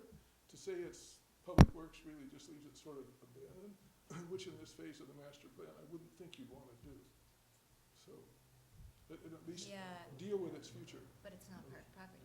Yeah, Well, no, we it's not. just, yeah, But it's owned by the county, and mhm, unlike right, the harbor and the parking lot, which makes a lot of sense that they might own that, for those lands, I mean, those seem like they would be more naturally owned and managed by the county parks. And if you leave a gap between you, you just create a sort of a vacuum of management. But it would seem, you should address that within the plan, even if you say you're gonna leave it open. It might be if you leave it open, that the adjacent owners would like to take ownership themselves, feeling they could do a better job, but mhm, not to leave it completely unspoken to. yeah, go ahead. So there's a section of, there's an existing service road on the Thompson property and on the property, the county park property just south of the newly acquired Thompson property. And County Parks is planning on rocking that road and making drainage improvements. And Vandenberg Air Force Base is committed itself to improving a section of trail and acknowledging that as the California Coastal Trail on their property as well. So this will continue from West Point Avenue all the way up to Seal Cove neighborhood. And then there are paper streets where the coastal trail is kind of envisioned, which are not on Ocean Avenue, but are further inland. And that would be a connection to Cypress, which you could enter the Seal Cove neighborhood on the stairway, or cut over to the California Coastal Trail. So these could all be included in your master plan effort. Yeah, I mean, you're right, there's lands that have been acquired since the master plan, and it's not entirely clear in the master plan, but there has been some thought and some planning as to where the coastal trail would be, and that was memorialized in the Highway 1 Safety and Mobility Improvement Plans, and also reflected in Connect the Coastside's efforts as well. Can I, sorry, Ryan, a question about that. So the trail improvement, the emergency access, is the Air Force going to make its improvements right on that existing asphalt? Or is this something else they're gonna do? On the dirt service road, they'll be making improvements along the dirt service road. I thought they had the asphalt road. They Going up, also, They there's do, also, there's yeah. a gap between the two, where it connects to the county park line. so they're just Because- working on the dirt. Yeah, and I wouldn't, it's gonna be a while before they do anything. The conversation we had suggested it could be a very long while because they're gonna have to go through their NEPA process, and, I mean, I don't expect we'll see anything happening there anytime So this soon. road base that you're gonna put down, we had discussion on this, with the Broadway benches, that, DPW wanted to put some kind of road base down, and we said we really like the dirt look. Mhm. And they said they would put dirt over the top of the road base. Can you, I mean, what color is this road base, gonna be gray or brown? And can you put dirt over it? I mean, can you do? Yes, Can you make it as much as possible to look like the packed dirt that, Post put in? yes, we can, and we, And and for the I, stables, yeah, and I know this is a concern, and understand not just the aesthetics, but the experience of walking on, gravel, if it's not done properly, is really unpleasant, so. Maybe it was rocky. Yeah, they need, I mean, if it's done properly, it's rolled in several times and it is packed in with dirt, and over time, more and more soil will end up covering it up, so it doesn't look If it's graded quite as properly. bad. Yeah, if it's So- done properly, if it's graded properly. Has anyone pointed out to anybody who's gonna be involved in this trail work about the stuff we saw, you can give the proper names for me. We took a hike with the geologist up there, and there's a pond up at the highest point of the bluff, one of those old farm ponds, the bigger one. Yeah. And right next to there is this, it's the seed floor, it's there, and you can see these digger clams. There's exposed fossils right at that high Oh, cool. point. Yeah, and you wouldn't, if it weren't pointed out, they would just grade right over it. I mean, probably Okay. a lot of it has already been graded right over it, but someone should Yeah. connect and point that out like they did with the plants on Ballamar Bluff. Be good to let, and Yeah. we can let Matt, Ranger I'll Carlo I'll know. circle it on a aerial You could- photo and send it to you. That would be good. Yeah, we could flag it, yeah, so it doesn't get.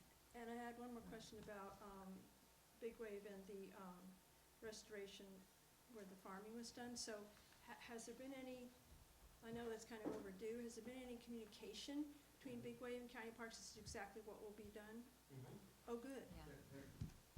There is a restoration plan and a revegetation Are you talking plan. about that original one they had? Well, it just hasn't been implemented, Well, and, that is way too much. yeah. Well, I mean, they, have you looked at it? oh yeah, we reviewed it. I mean, it costs $1 million. I mean, it's got rough grading, tree logs, all kinds of stuff. It's very expensive, Yeah. and I don't picture them paying for that. And they've got the farmer right on site. Couldn't he just Do some more grading? do like he does every year, kill everything that's, I mean, they just rough grade. We would encourage that. Instead of smoothing I it mean, the off. encroachments in the marsh degraded the marsh, and that's, the whole point is not only impact to the marsh, but also the 100-foot buffer for the wetland around the marsh, Yeah, I which is supposed to understand. protect it, and that was kind of obliterated by the grading. So restoring that area by planting in that area and recreating that buffer is what is planned. It's supposed to happen as part of the first parts of Big Wave, and they still haven't, kind of started the project. So planning is talking to Parks, but planning is talking to the applicant and trying to move that along. I So- don't have any more to report on that. All right, also the other was, all through this Big Wave process and the tail end, this last CODA that we just had this spring, the community had wanted the Airport Street Trail, the multi-use trail, to be on the east side because there's no breaks in the trail. And we were told County Parks will decide which side of Airport Street it's gonna go on. So now the building permits have been, are they working on the building permits and talking about this trail and stuff going on? I have no idea what the plan is, and what side of the street it's on, and how do we find out? I mean, was County Parks, so do you know which Yeah, side of the street? we've had a number of discussions about this, and there are, as we understand it, a number of issues with the trail on the east side, including a deed restriction on the airport property that would prevent putting a trail there, as well as there's utilities right underground where the trail would need to go. So there are two major obstacles to putting the trail on the east side that may not have been known or discussed when that was originally We heard about it, but it contemplated. seemed like there must be some way to overcome it, because it'd be so much better if it were on that side. Then there was also a crosswalk mentioned at the culvert. What's that about? There are no crosswalks on the entire, not even at the bus stop is there a crosswalk. And do you know what this crosswalk is, and where is it going, and why? There's no crosswalk Yeah. currently proposed. There's a Down there- 10-foot wide trail on the west side. On the west side. Well, it's On the Big Wave discussed on property. the online permit site, so I just wondered, okay, sorry I did that. Is anybody else in the public that wants to speak? Quick question about the, Well, I interrupted the public comment. Could we just finish with that? I'm sorry. Neil, did you Gail? I just have one. Anybody?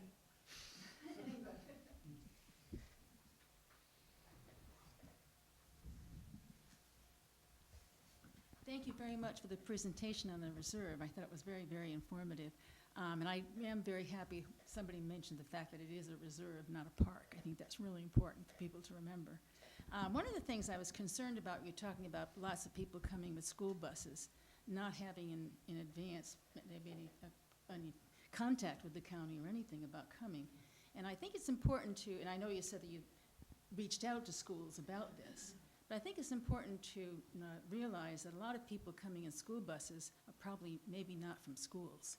That the schools make their buses available for many reasons, sometimes because community service groups or clubs and things like that rent or lease use for the Yeah, that's a those really good school point. buses. So I think it's really important in whatever things you send out, communication you have with schools, to make sure they realize that if they're allowing or renting their school buses to be used by other groups, Yeah. to make sure that those school buses, if they're going to a place like the Reserve, to make sure that they make arrangements in advance. I Yeah, think that's that's a- really important, because yeah. it's not just schools. That's a Thank great you. suggestion, yeah, thank you. Anybody else? One, two, three, okay. Public comments closed, and did you, oh, Dan, you had something else? Yes. So on the large vehicles, the buses, there's limited parking for large vehicles, right? So, I could see that, that there should be encouragement to reserve or, notify you guys when, how many. I clearly see that. But if there was a group of 2 or 3 vans, smaller vehicles within the same group, how would you differentiate? They would declare that, hey, we're all together, or how would you? You mean whether or not it was a group who properly made a reservation? Yeah. I mean, some of it's probably gonna have to be a judgment call. I think when it's a bunch of kids, it's typically pretty obvious. I mean, again, Marcia greets these and leads them on tours. Yeah. They form up. Yeah, the group They form forms a up, group, right, whether they exactly. come by bus or Right, by car. right. Okay. So that, yeah, unless they're trying to be sneaky, I mean, they probably are, which sometimes happens, but yeah. And then I was curious, you mentioned that there was some restraints, underground utilities preventing a trail on the east side of Airport Road. Yeah, so I'm just curious, how would underground utilities interfere with a above-ground trail? If there needs to be a repair for the utility, it's not ideal, because then you end up having to tear up the trail and rebuild it, so it can be costly in terms of trail maintenance over time. The bigger issue, though, was the deed restriction on that property. The FAA has a deed restriction and rejected a request to put a trail or alter the deed in any way. So that's the really big hurdle. The utilities is a concern. It's not quite as big an obstacle. So the airport doesn't want the trail there? Yeah, it's a Federal Aviation Administration restriction. For security. Mm-hmm. It's a deed restriction, yeah. I have to admit to being curious about the utilities too, because there's no water or sewer, they're gonna be putting that in. So I don't know what utilities. These are existing, yeah, and I'm not sure, it was Electric's above just, I don't know who they're serving, I don't know what they're serving. Yeah. They're probably not as deep as they will need to be. Right. With the trail. There And that's is another no concern. water and sewer there now. There are no utilities underground at all. They're gonna Shouldn't have to be pay- anyway. They're gonna be paying a lot of money to bring the sewer in from Princeton and bring the water in from the warehouses north of Pillar Ridge. Well, according to existing maps, utility maps, there are utilities there on that side of the road. Maybe they're old. Check that. Sewer Could be and old, water, yeah. sewer and water I don't know. districts don't know about it. That's possible. I don't know. Planning has got the building. Yeah, I don't know. So, Relying on that. But the FAA is the problem, so it doesn't. There's old foundations around there, if you look very closely, so there were buildings there at one time, Hmm. and they probably have water. Hmm. Well, But they may be defunct. north they're of, not used, there was a dairy there, there was a farm there, but they didn't have water piped in or sewer piped out. And that's well north of the current location. Interesting. Okay, anybody else on this topic? Thank you. That was great. Thanks. How often can you come back? Thanks, Sam. Okay, so the last item on our regular agenda is Arbor Lane Moss Beach CDP for a new single-family dwelling on coastal bluff adjacent to Sunshine Valley. We have a draft letter posted, and I'll go over that quickly. I don't think that's the first slide. Oh, it's not like design review, we're just gonna have a discussion. So this is where it is, the parcel map outlined in yellow. And to the west is the remaining portion of another, of the oceanmost parcel. And then to the south is Sunshine Valley, which is the like arroyo for Dean Creek. And on the left is a sketch of the scenic easement and erosion projection or something. The sketch came from the Coastal Commission. The reason it's there is not to claim any distance of erosion. It's to point out that the Coastal Commission considered both those sides as of concern for erosion and all the issues that the Coastal Commission deals with. Next slide. And this is just looking at the site. And the LCP policy prohibits new structures that rely on shoreline protection now or in the future. Next. Just some shots several years apart of that section of bluff. You can see it, when it erodes, it does so in leaps and bounds. And this is the arroyo, steep cliff there. You can see some water at the bottom. That's the creek. And that's the parcel above. You can see the tall cypress that's across from there. And next. And this is just boilerplate that the MCC is using on projects that the coastal, okay, the bulleted list is a summary of the boilerplate that the Coastal Commission applies to all projects that are, that might need armoring, in the next 100 years. Basically, the idea of what the requirements are, what the responsibilities are of the property at that time. And so I just wanted to go over the letter. We wrote on this project previously back in 2016, and we stressed the need for a coastal erosion study to assess hazard exposure that should include increased rate of erosion due to sea level rise, consistent with the Coastal Commission 2015 policy guidance document, that a longer planning horizon to the year, 100 years, is needed it facilitates the identification of triggers for the adaptation process. Like, at what point do you remove, or, when do these things happen? And we even heard this at our last meeting when Joe LeClaire, the planning services manager from the county, was discussing the subdivision regulations, and he mentioned the 100-year erosion as being appropriate because residential use persists. That was the word he used. And then the bulleted list that I just discussed is here, and I want to emphasize, the Midcoast Community Council is advisory only. These are comments to the county planner and copy to the Coastal Commission that they will incorporate or ignore or whatever. And but this, and we have no pretense to being geotech experts or anything, and there are no statements in this letter to that effect. We're just saying these are the things that need to be looked at, and this list of coastal hazard conditions of approval is something that the Coastal Commission has routinely applied to all the parcels in the Midcoast since 1999 that are anywhere near. You don't even need to be on a parcel that's on the bluff.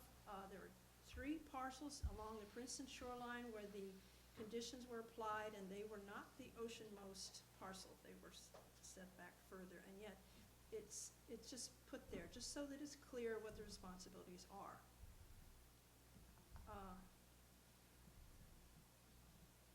I even put a link in the letter so that you can go to the Coastal Commission staff report where this boilerplate is applied. The conditions, we also suggest that these same conditions be applied to the adjacent cliff face of Sunshine Valley, which relates to the sketch from the Coastal Commission that I showed you on the slide.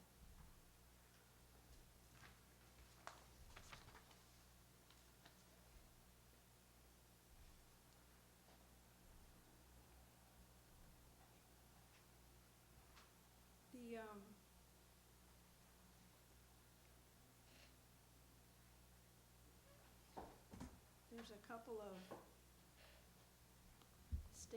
just a statement of fact here. The Coastal Commission senior geologist concluded this recommended setback at 263 Nevada would be 80 feet. There's a link to that staff report. It's informative to read how they look at the staff reports that come to them and how their geologists look at and the decisions they make, none of which we make, but it's just putting that out there.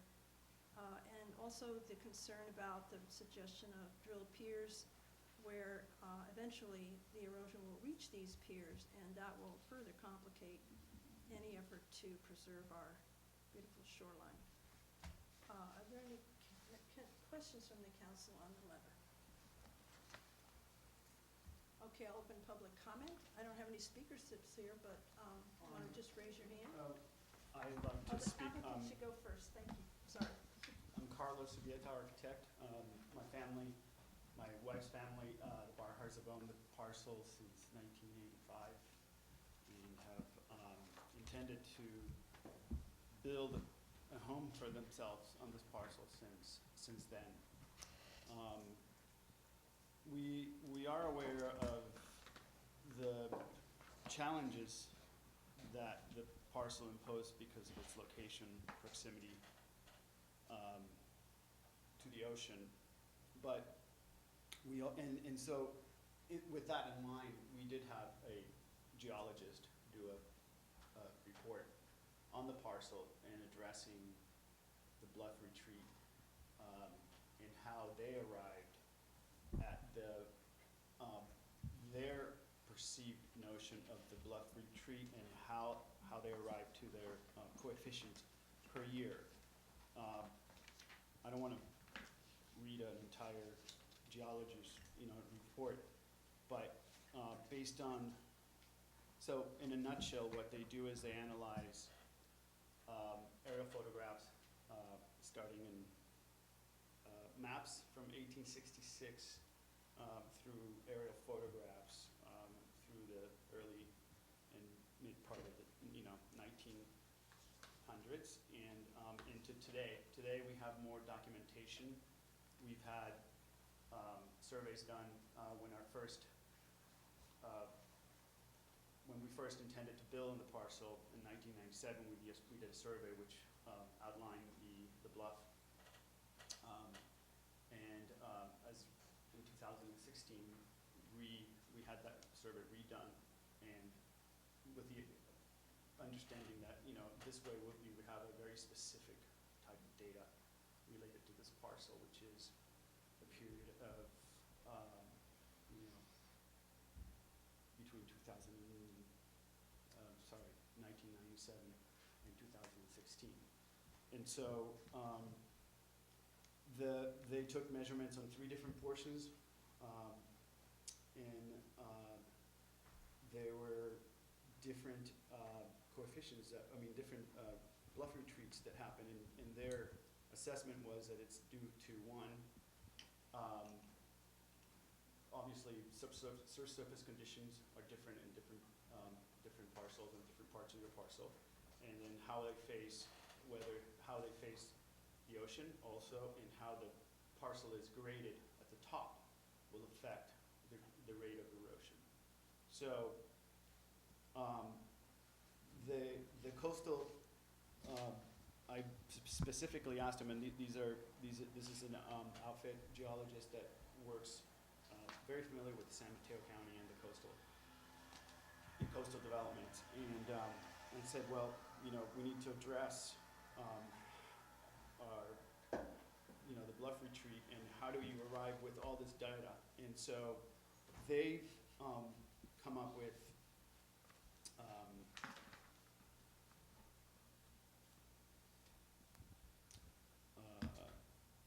an average rate of 0.55 feet per year, as opposed to, in one of the links that you provided in one of the projects on Nevada, I think they, I don't remember exactly, but I think there was a 1 foot or 1.2 feet per year. There, again, this is specific to this site. This is specific to information regarding the site. It's not, it's using measurements from surveys, as well as using the photographic overlays of, historical maps to see how that bluff has been, has retreated. I think one of the, observing one of the issues is that it does seem to be that there is water running off from the parcel in front of our parcel adjacent to the bluff over the bluff, and that is contributing also to that bluff retreat. So I think improper drainage does contribute to the bluff retreat. In regards to this Coastal Commission document, it's a document that keeps coming up over and over again. It was sent by our neighbors to realtors and to many different people. And just looking at that document, the bluff retreat, the potential bluff retreat that's outlined in 50-year erosion assumes that right now we would, the erosion would be at our parcel, and it's not. It's far from being at our parcel. So that's an incorrect document. It's just a graphic representation of somebody's potential, but it's not what's happening. It is not what's happening today. It's not what's happened over the last 44 years that this document was created. And so I'm wary of putting these documents out there because they're based, I don't know what kind of scientific data this was based on. This looks like somebody just sketched it on a piece of paper and said, I'm just guessing that this is what's going to Yeah, not happen. meant to be scientific. Right, and so this is, the geologist is, in the geo report has been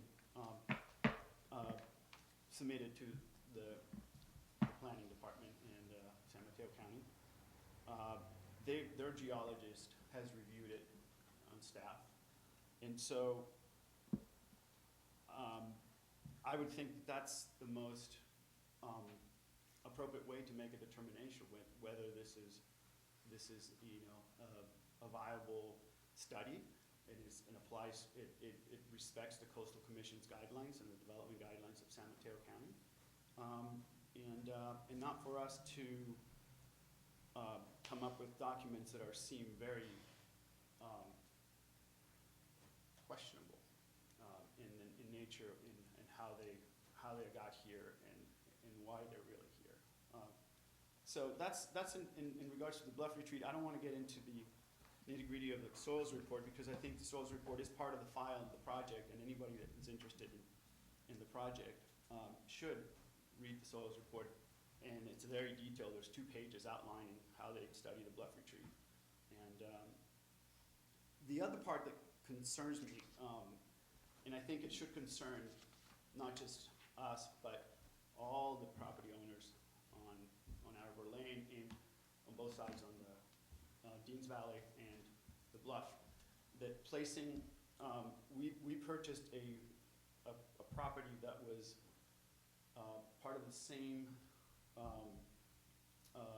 approved subdivision. All of us granted the same rights to develop it. Imposing or proposing to put a covenant on a deed based on issues that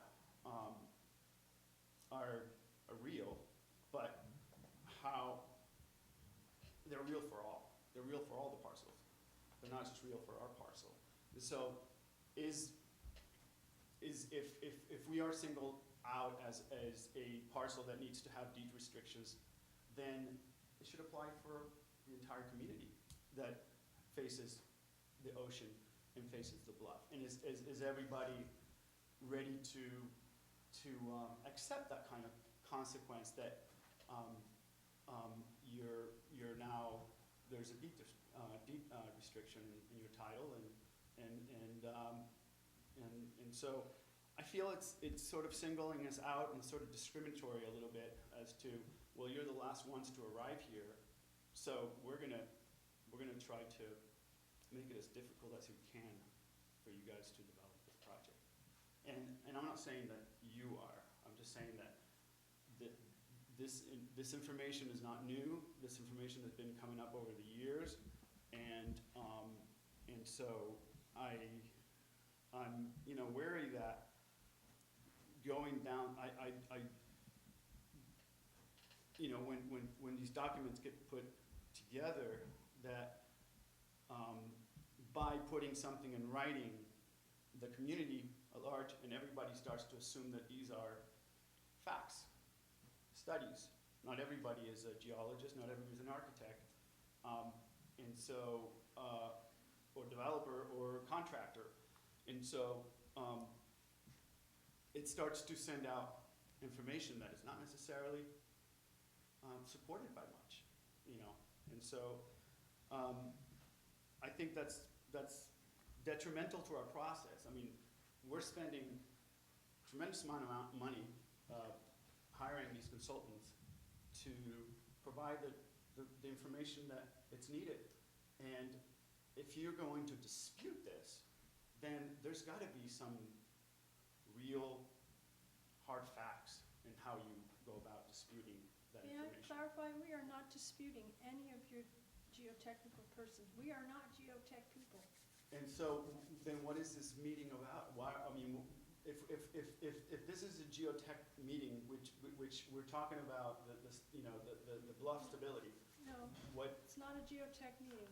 and, The subject is coastal hazards. okay, And we don't do the scientific studies.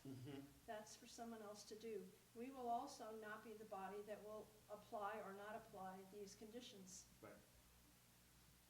We will be doing none of that. But if the county doesn't do it, your project will be appealed to the Coastal Commission, and they will do it. And you By can who? have, Who they would will, appeal it? pardon? Who would appeal it? I don't know. Oh, but you're saying the project would be We appealed? won't, the MCC can't appeal projects, it won't, Okay. it won't be us. But, I think But it's see, safe. that's what I'm getting at. What? There's a very concerted effort that this project will be appealed. The I mean, Coastal Commission can appeal projects. Of course they can. I And understand that. I'm an gonna architect and I worked in the Coastal I'm gonna guess Commission that they before. might very well, And if this so, wording is not there. Lisa, may I comment for a moment on this? Sure. So the issue here is the MCC has seen projects that didn't go through the process correctly and have had erosion problems and other problems. So we are taking the step of reminding the county that this is necessary. Those of us who visit that area a lot have seen substantial erosion this last year. Just south of your property, there were sections of the bluff that lost over 15 feet. You're not the only property that's getting this. Every property that fronts the bluffs is going through this. The scientific research and methodology changes over time. People who built 20 years ago did not have as much problem as you're having because the data was not as good. We also have sea level data raised now, and there's a big study all up and down the coast on that, and it's showing that the erosion rate increases as sea level rises. That's all new data. So it's unfortunate from your perspective that you're getting it and your neighbors did not, but that's the nature of coastal science.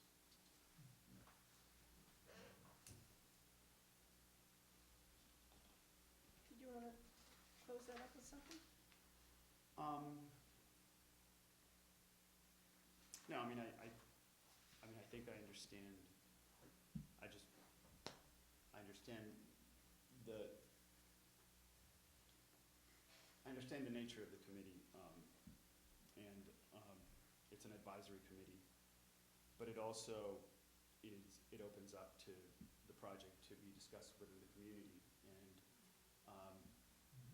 and that's fine, that's a good thing, but I think there has been in the past, and there still is, concerted efforts from members of the community to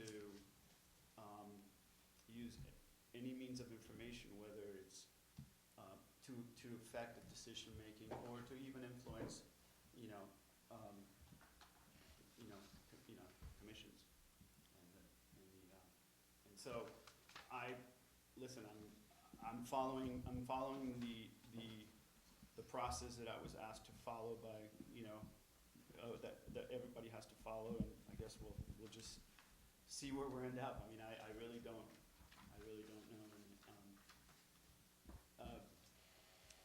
I really don't know what else to tell you at this point. Thank you. Let me just add something.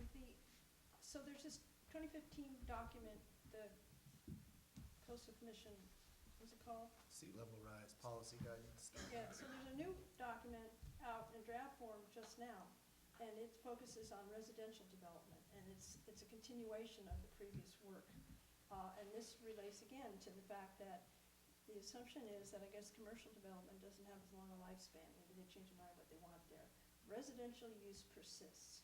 And so I haven't read all the way through this thing yet, but I just think whatever the result of the geotech studies are and the estimates of what rate the erosion will happen, even if it says that at 75 years your house will still be good, the Coastal Commission is still going to put this wording on there. They want to have it clarified as to what happens when the erosion reaches that house, because somebody's going to want to live there beyond 50 years, clearly.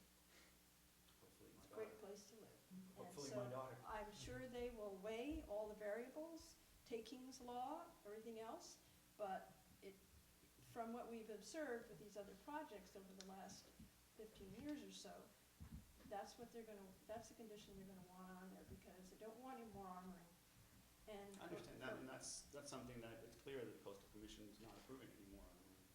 I mean, that was from the beginning when I first met with the planning, with the county, and geologists. They And said, the reason they record that on the deed is so if you sell the house, the next owner knows they have that requirement.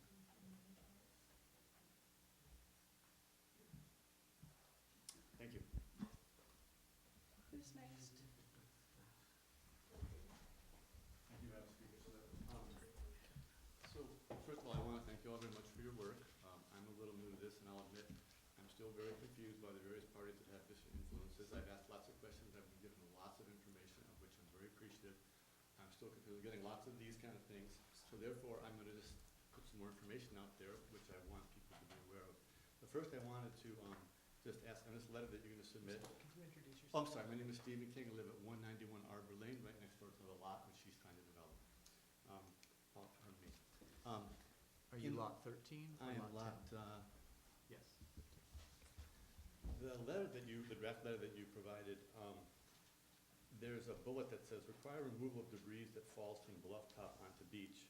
And I was just gonna ask, wouldn't you wanna include anything that falls in the Dean's Creek as well? But then you said below these conditions should apply to the cliff face of Sunshine Valley. So you basically have it in there. If something falls in there, they or the owners who they sell it to would have to pick that stuff up and take it out of the creek. That's what you're suggesting. Am I understanding correctly? Yeah, like if the deck falls Right. off, they have to go clean up the debris. Understood. That's the kind of thing. So basically, you've addressed that. I was a little concerned about that. There's a lot of talk about the front, and I want to mention to the owner that he's an owner of the front lot. You have a partial ownership of the front lot, not just your lot. Absolutely. Yeah, so you own that entire lot. All of us do, you as well. So it's not just your lot. We all do. is there a restriction on that lot that if anything falls on that lot? You know what? I have no idea to answer that question. That So lot can't be built, The so the fence- issue the doesn't fence- arise. The fence did fall, and the association did clean up that the is true. debris. That is true. About 15 feet went. So you've answered my question on this.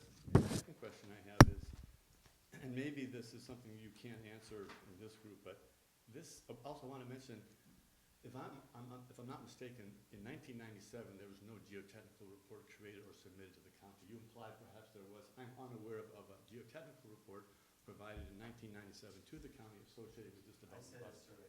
Okay, so it wasn't a geotechnical report. So I thought I heard you say geotechnical. There's a current geotechnical report in 2006. And that one is expired. You have to do a new one, as I understand, because it's out of date. They So- don't have to do a new one. Oh. The geologists were out on the field, and basically what they have to do is determine, have any, what are the changes, what are significant changes, and then incorporate that into a report and in a letter. Okay, Not have to be. that's not what Carmelisa Morales mentioned to me, but I believe you, I'm sure you're correct, because you're on top of it. So I was told they had to do another one because it was out of date. Be that as it may, there was never one done in 1997.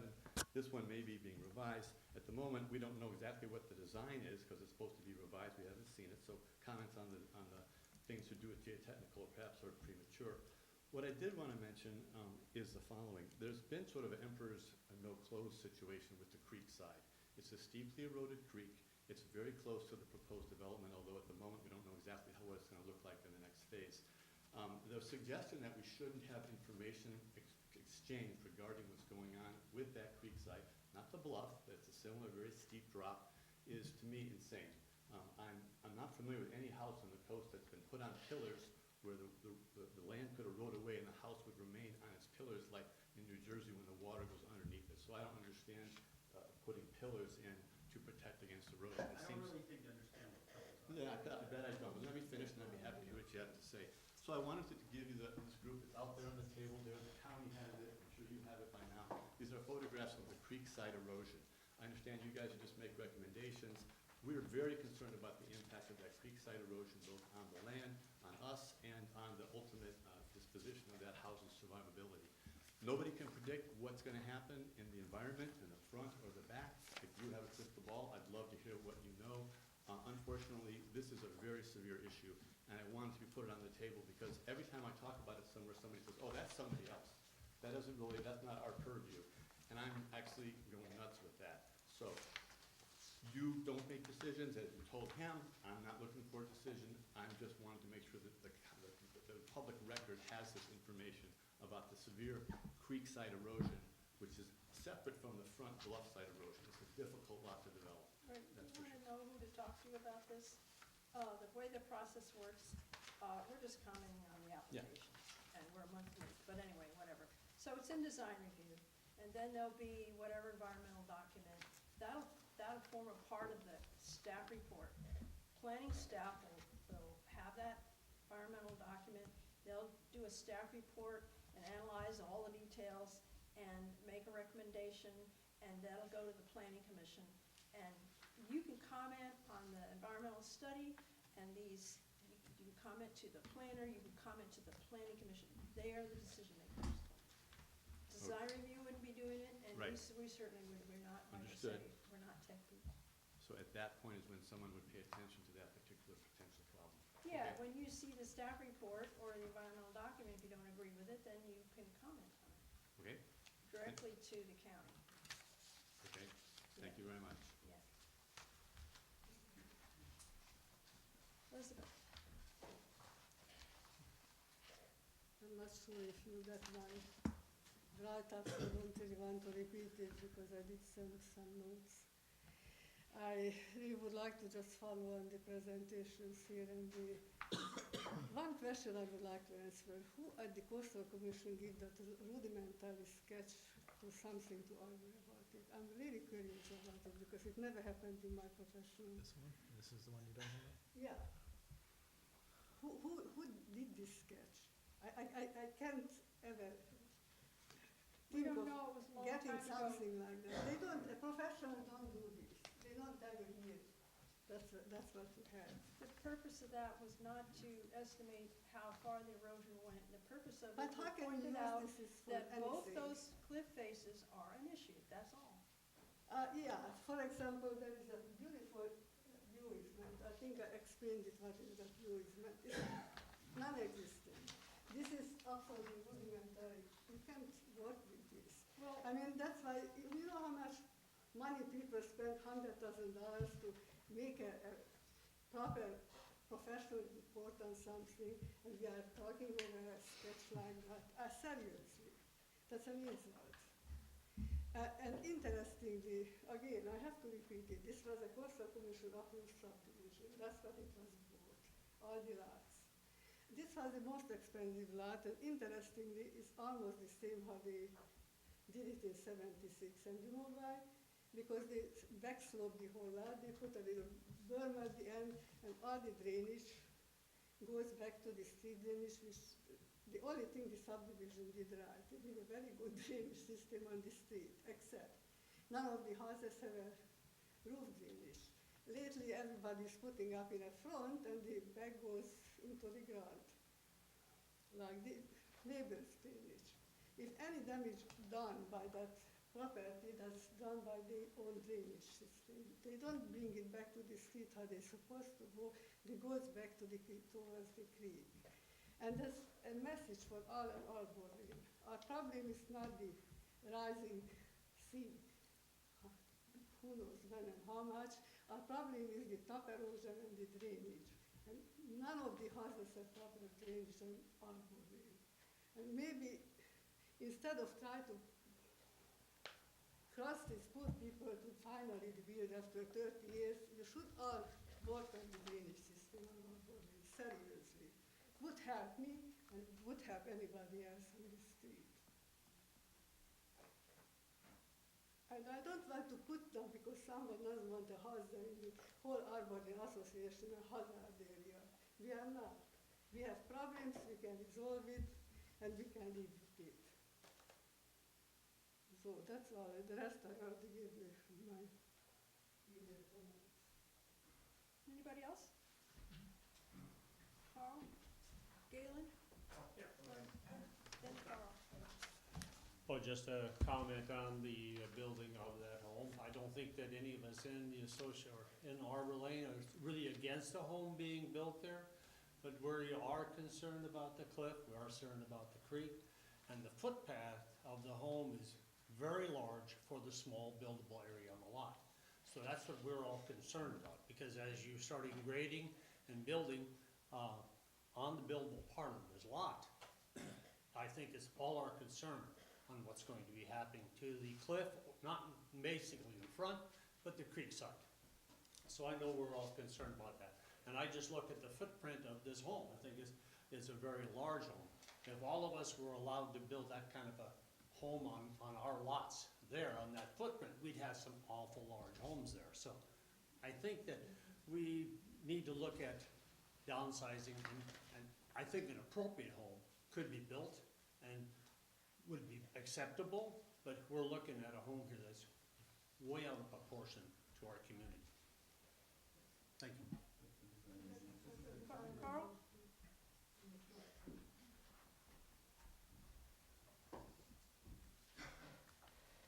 Carl May, Moss Beach. I don't have any particular gripe with this application or anything else. I'd like to speak more a little bit to the principles of the things being covered by the Coastal Act with regard to this particular stretch of coastline. And again, to the bulleted points that were up on the screen. It seems to me that there's nothing about any of those bulleted points that the developer, the builder, should have any objection to. If they're allowed to go ahead and build their house, they accept responsibility for what may happen. The problem is, in our society, that this has happened repeatedly from San Diego, recently in Pacifica, all over the place. When these bluffs erode and get near a house, immediately they want to start armoring the beach below. They put a tremendous amount of money. This will be a multi-million-dollar house if it gets built, you know. And if they should suffer through a couple of good winters like the last one, because we know erosion doesn't go at a half a foot a year, it goes nothing most years, and then 15, 20 feet goes off on these bluffs. If such a thing happens, those bulleted points cover it. And becomes the responsibility of the property owner. They build knowing that these are the conditions that will happen, and have no cause to come in afterward and start whining about armoring the beach and the bluff below. And this particular stretch of coastline, anybody can walk out there. You don't have to be any kind of expert geologist to walk out there and see the damage that's been done to the marine reserve and to the beach by armoring, and different kinds of armoring. Just immediately north of this site are several places that just covered the whole cliffside with cement. And just immediately south, through the marine reserve, we've lost beach right up to the riprap that's been dumped on several lots. And this is just demonstrative of what happens with riprap. You know, where the riprap causes loss of beach in front of the riprap and erosion of the bluff between areas with riprap. Anybody can go out there and see this. And so, by accepting these bulleted points as part of the deal, then objections like mine to losing more of the beach, more impacts on the marine reserve, and so forth, dissolve, because you'll be required at some point, if it ever happens, to remove the structure. And, you know, it seems pretty simple to me. If it gets there and some of the building starts falling down onto our public property and so forth, you'll be required to remove it. I don't see what the problem is having that in the deed, knowing that when it's not in the deed other places, we've lost beach. You know, in spite of the Coastal Act, in spite of the Coastal Commission, whatever, they give in on this stuff. And, you know, down the line, when the threat is immediately there, there's also a public loss when private property like this does become undercut, and it becomes too much for the person living there to deal with the consequences of removing the buildings and so forth. The cities, or county in this case, end up having to foot the bill. So there is a public interest in this. This has happened on 3 big places, 3 big apartment complexes in Pacifica within the last few years. You know, where people's tax money went into dealing with this. So with these kinds of I don't even consider them restrictions. These kinds of realities put onto the deed, that covers the eventual situation. However fast, and if the bluff happens to be in a good situation, the drainage is right, so forth and so on, and it never happens, no problem. So I don't see what any objection could be to having this, just in principle, for what happens to this.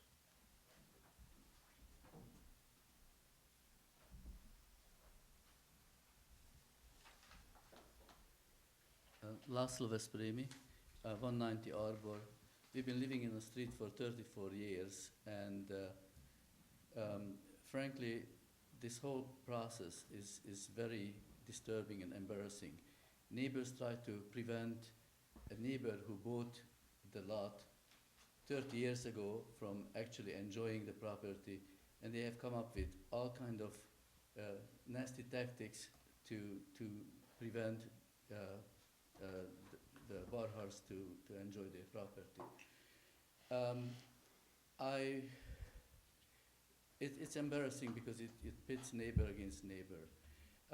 In regard to the proposed note that you want to send to the Coastal Commission, I strongly urge you to immediately remove this sketch, because it is an embarrassment and it should not come from Midcoast Community Council. It has absolutely no reality and it gives a wrong impression.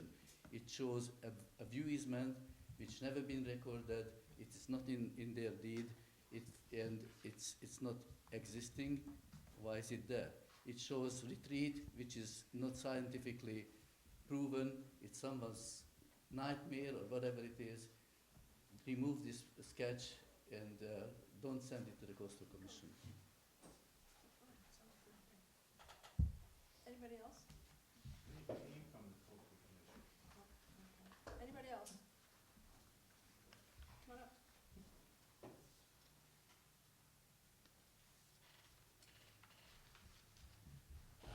Dan Blick. I'm one of the neighbors on Arbor Lane. Nice to meet you. I'm also the president of the Homeowners Association for Arbor Lane. And so I just wanted to first let Carlos and everyone involved know that the association has no position for or against on development of your property.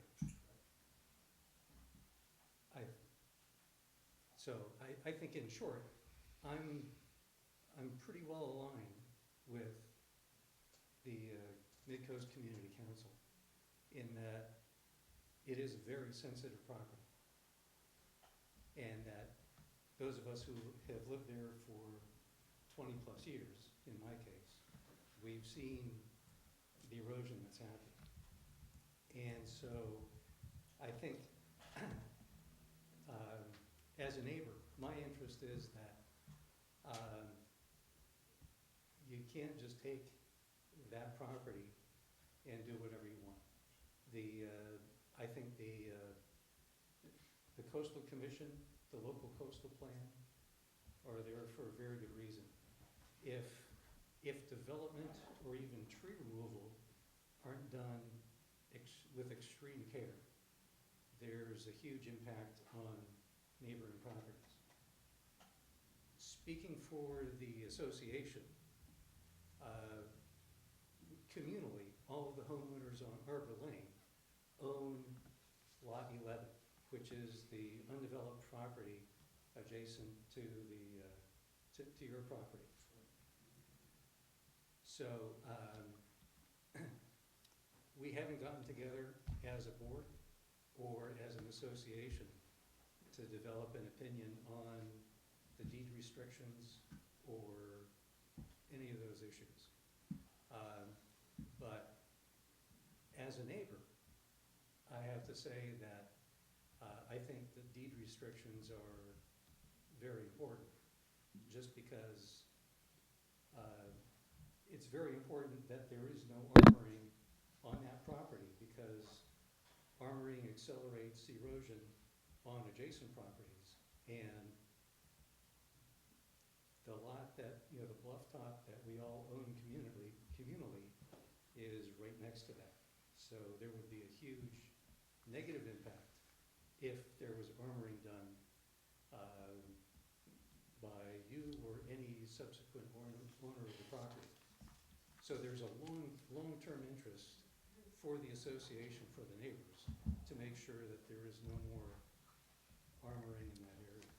And all you have to do is look at the Google photos of at the 263 Nevada, where you see the armoring that's been done on either side of it, and there's a big U shape in the bluff where the erosion has been accelerated. Just a quick note on past history. There was the association has an architectural review committee, and there was a plan submitted with Elizabeth as the architect, and that plan was rejected when it was submitted,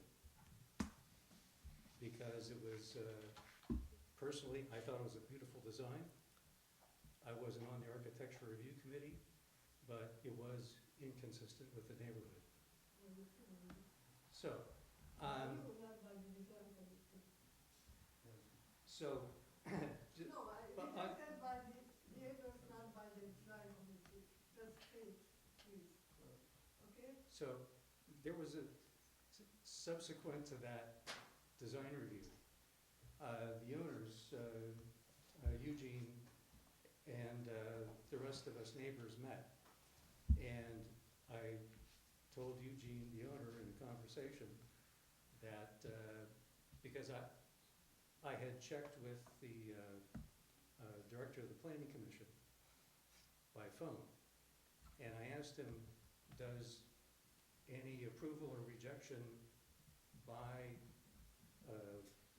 an association review committee, does that carry any weight with the development, the issuance of a development permit? He said no.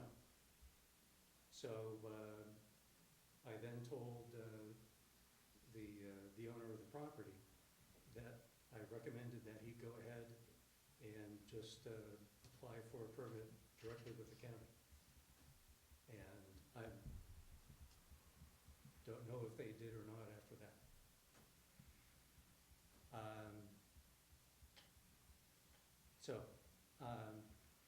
I look forward to corresponding with you and your wife, and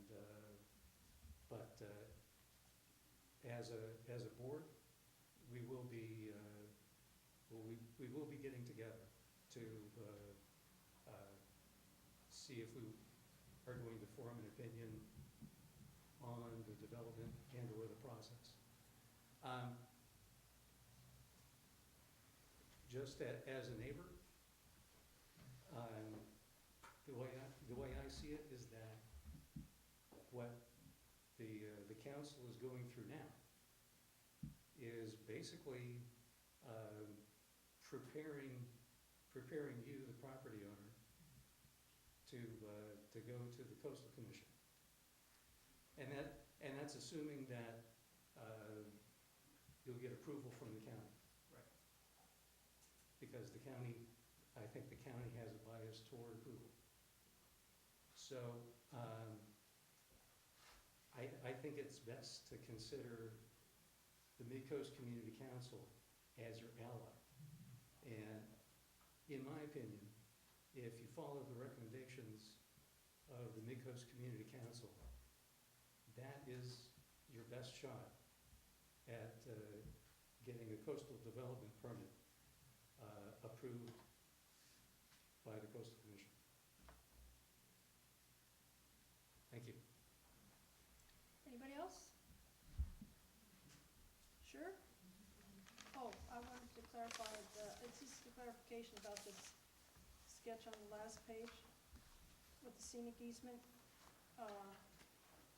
There is, I can't speak to the neighborhood association or whatever, but when this subdivision was first approved, it looked like that, but they came back on appeal when these houses on where it bulbs out here, when those houses came up for permits to be built, there was an amendment, there were some lot line adjustments there, and they readjusted those lots so that those houses could be set back to keep the scenic easement open. And this was the Coastal Commission insisting on this. They, for whatever reason, it may not make sense to you now as you look at this site, but it goes all the way up the street and it's a straight line, and they wanted that view. And we're not saying that's a good idea or not. We're not talking anything about this coastal easement. I just wanted to say that the reason it's attached there is just to show the equal treatment of the two sides. They're both bluffs that should not be armored, and we're not making an opinion on anything else about that. It's correct, because the Coastal Commission went back and forth for years to get that then existing easement. 2 years later, on Winky Way, which is facing the highway parallel, 3 houses were approved, totally blocking this easement. So you can put it there if you like it. It doesn't exist. Okay. The county actually neared it, basically. And not only that, I'm sorry, can I add something? This is completely unrecorded. So the scenic viewsman was proposed, was discussed, but there's absolutely no record whatsoever at the county on the deed of anyone who had seen the scenic easement. It's a fictional thing, doesn't exist anymore, and there is no record for it. So I really do not understand why it's included here. Well, the only body that will potentially take that up would be the Coastal Commission, surely not us here now. It does not pertain to our letter. One more turn, okay? One more, and then we're gonna wrap this up. Don't say anything controversial that we need to Coastal respond Commission to. shows that, so whether you see it on your deed or not, the Coastal Commission recorded it, and it's in their documents. That's Well- just the facts. I got it from their office. All right, so, back to the council. Chris? All right. Per our letter, and per the, I read the letters from Carlos and the Vesprinis. I listened to the people I hear speak tonight. Per the letter, I guess I would propose removing this map. And the reason I would propose removing this map is I understand why it's included in this packet.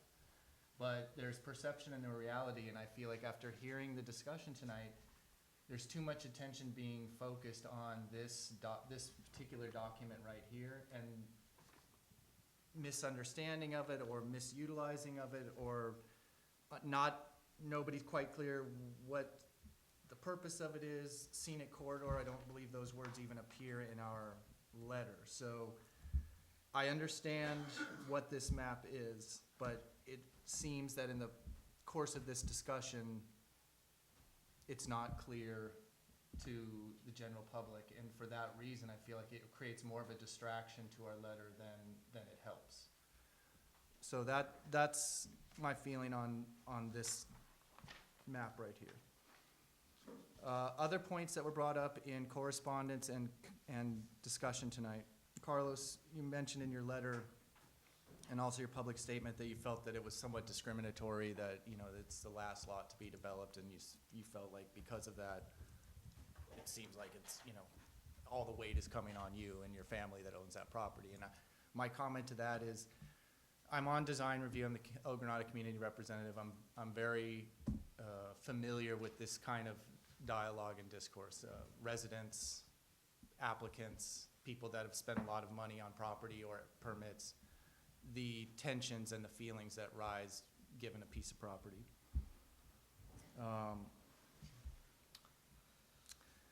But one of the comments I've made to people is, and I made this comment about Valimar Bluffs, it's definitely not any kind of discrimination against you, your family, or even necessarily this lot. But there is a totality here that must be acknowledged, and that is that it's not 1985 anymore. There's a lot more stuff that has been built up, and because this is the last piece of property, just like Valimar Bluffs, because it's the last little open space, there is a feeling of like this piece of property is more valuable to the community, not monetarily, but it is more valuable as an aesthetic piece. And so therefore, because of its location, I mean, that's another thing.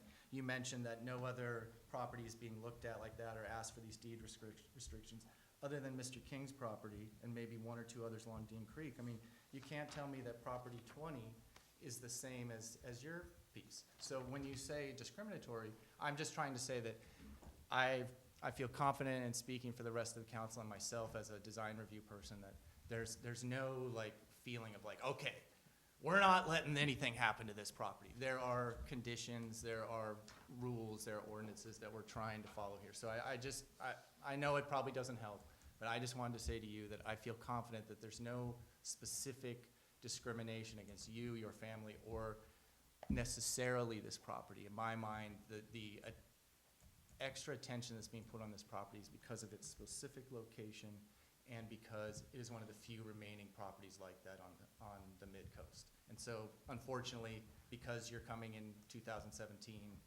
you face this additional scrutiny. That's, okay, so that's on discrimination.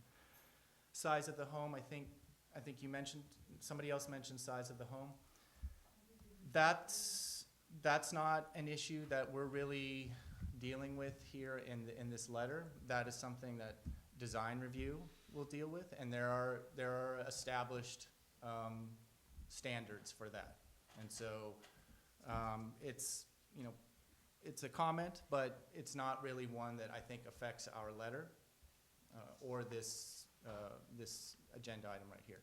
Melanie right here, who's the Moss Beach community representative, she will be dealing with that in design review. So people that are interested in this project, you want to see when it's on the agenda for design review, come and make your comments about size and other things like that at design review. And then the last thing are the conditions. And I support the conditions in the letter. I agree with Carl's comments that in my mind, these are boilerplate comments that reading your letter and hearing your comments, I'm wondering, like, what exactly are the objections to these points? Because you seem to address them in your letter and your oral comments here that they're, yeah, I mean, of course. You know, if we're not gonna have armoring, if something falls, we'll pick it up. That's, I think, the tone that these bullet points are in here for. That it's basic common sense, as Carl said. It's CCC boilerplate going on projects that are on bluff tops like this. And frankly, acceptance of these generic bullet point comments, as somebody else mentioned, I think Dan, are a great way to move yourself along towards approval, especially if there is going to be an appeal to the CCC, which I don't know whether there isn't. But if there is, you know, acceptance of these comments, acceptance of these specific bullet points is, in my mind, a check mark in the plus column for your project. Again, I don't see any specific objections to these bullet points. So that is my comments on that. So my suggestion would be that in the last paragraph on the first page of our letter, with the sentence, "These conditions should apply to the adjacent cliff face of Sunshine Valley, Dean Creek," that we put a period there and strike the next two lines, which are as illustrated in the 1972 subdivision map with CCC sketch showing scenic corridor boundary and projected 50-year erosion on two sides of the subject parcel. Those words be stricken from our letter. We still call out that these conditions should apply to the Dean Creek cliff face, but we don't include this map and we don't mention it in the letter. Thank you for letting me comment, Lisa. Thank you. I also second Chris' recommendation. We strike out this map. This map, in the first place, it kind of baffles me. It's kind of a little grainy, you know. I couldn't really read it that well. I mean, the letterings, it just seems all over the place, and I'm sure there's much better maps that reflects the reality of the property. And This is a standard subdivision map from the county. yeah, without the scenic corridor thing, you know. And I also believe that I do believe that we're not trying to single out any property owners. Personally, I believe that property rights is a sacred American right, and that if you follow these conditions, the Coastal Commission will be happy to approve. And I have no qualms about this property. I would think that it would be that you know, property owners should be responsible for their own properties and whatever may happen to it. I understand the sentiment regarding all these difficulties the property owners and architects has faced, especially with the what has happened in the MCC in the past decade. And so I want to say that, I want to repeat that we should not have the map. It's confusing, and that, you know, it's just a little more, you know, and that it just gives a perception of more red tape, unnecessary red tape for these projects. Thank you. Dave, got anything? I fully support keeping the letter exactly as it is. Clear? Dan?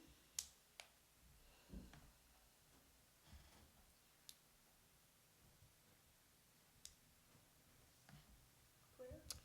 I'm trying to think whether we should get rid of that map or not. It seems like it would be more appealing to more people if we got rid of it, but I really don't see a problem with it. Well, let me clarify. I mean, whatever, if y'all want to take it out, we can take it out. I just wanted to say that there's already been a letter from Coastal Commission staff on this project, and they actually mentioned the scenic corridor and some suggestions that had to be made to the project, or that they suggested be made to the project as it is. So clearly the Coastal Commission is has this scenic corridor in mind, and it is applying it to this particular development.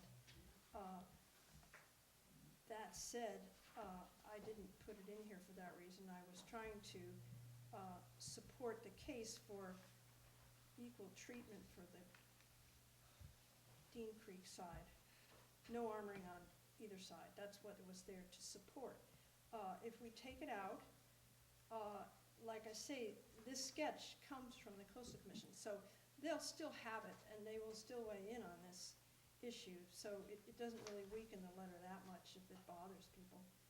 Well, it is clearly in the letter that you want these conditions to apply to the Dean Creek side. Yeah, and this was added, right, the first sentence is the point of the thing, and the rest is support, is to support that. So the sketch was part of that, to help support it, but if,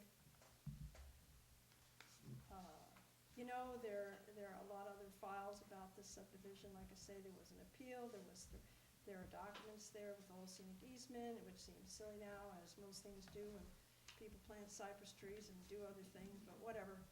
I can go either way with it. I mean, I think it's better, the letter's better with it, but if it'd be better to have consensus, I could let it go. Well, so I was gonna ask you, what's your argument for the map, which you just made, but what is your comment to my comment that this map in particular has been referenced many times tonight, and it seems like it's very distracting. In my mind, it's distracting away from the more important points of the letter. People are focusing on the map and the hand-drawn lines, as we've heard many times tonight, as opposed to the wording of the letter, you know? Well, I don't think they understand. Well, but that's what I'm saying. Perception and reality, it doesn't matter whether they're understanding. The point I'm making is that people are focusing on this and not giving as much focus to the body of the letter. So do you think the people who are against our letter would support the letter if we took that out? I think the letter would be it would have less opposition, and it would be, I just really feel that this particular map, per the comments we've heard, is distracting. Distracting is the best word I can put on it. All right.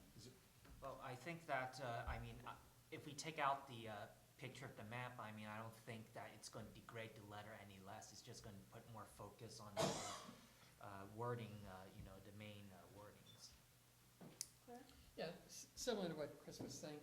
I think right now, the map, by and large, distracts from the letter rather than adds to it. All right, so does somebody want to make a motion to approve the letter as amended? I want to hear the exact language again. Are there other comments? Dan, did you want to make, or do you want to just go ahead and put the motion on the table? I can reiterate what you said. Chris wants to delete the drawing and delete this, The second and third Looking at lines the- of the last paragraph on the first page. last paragraph after the comma, just make that a period. Yep.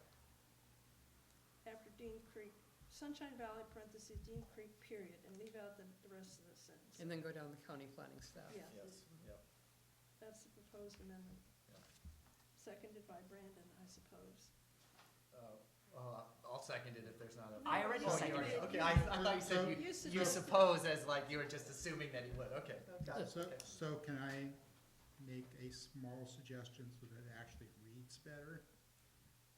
Yes. So these conditions should also apply to the adjacent cliff face of Sunshine Valley, blah, blah, blah. So Because with the map gone, that's not as clear. So add All right. also, yes, I would totally support that.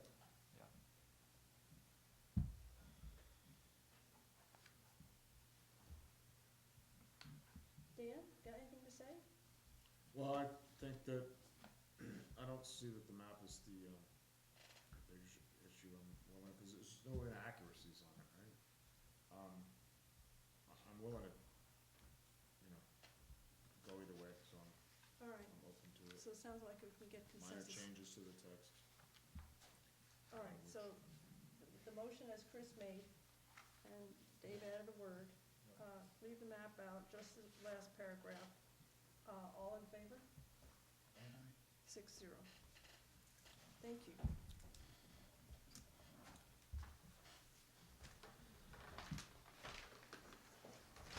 We have council activity next. Anybody? The CDRC meeting on August 10th, I mentioned earlier, we had our new architect, Bruce Chan, sitting in. I'm really happy about that. It's nice to have a full quorum. I think it's important to the applicants and the process, and Bruce seems like he's going to be a really good addition to the team. I had a couple of things.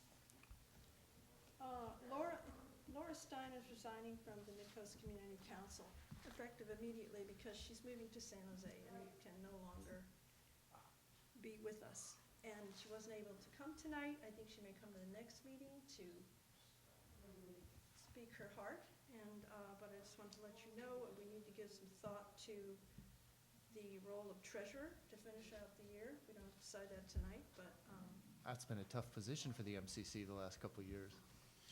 it's It's like the drummer for Spinal Tap. You don't want to be the treasurer for the MCC. Why is she going to San Jose?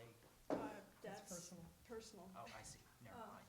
So the issue with the treasurer is mostly the red tape involved in getting the signature change at the bank.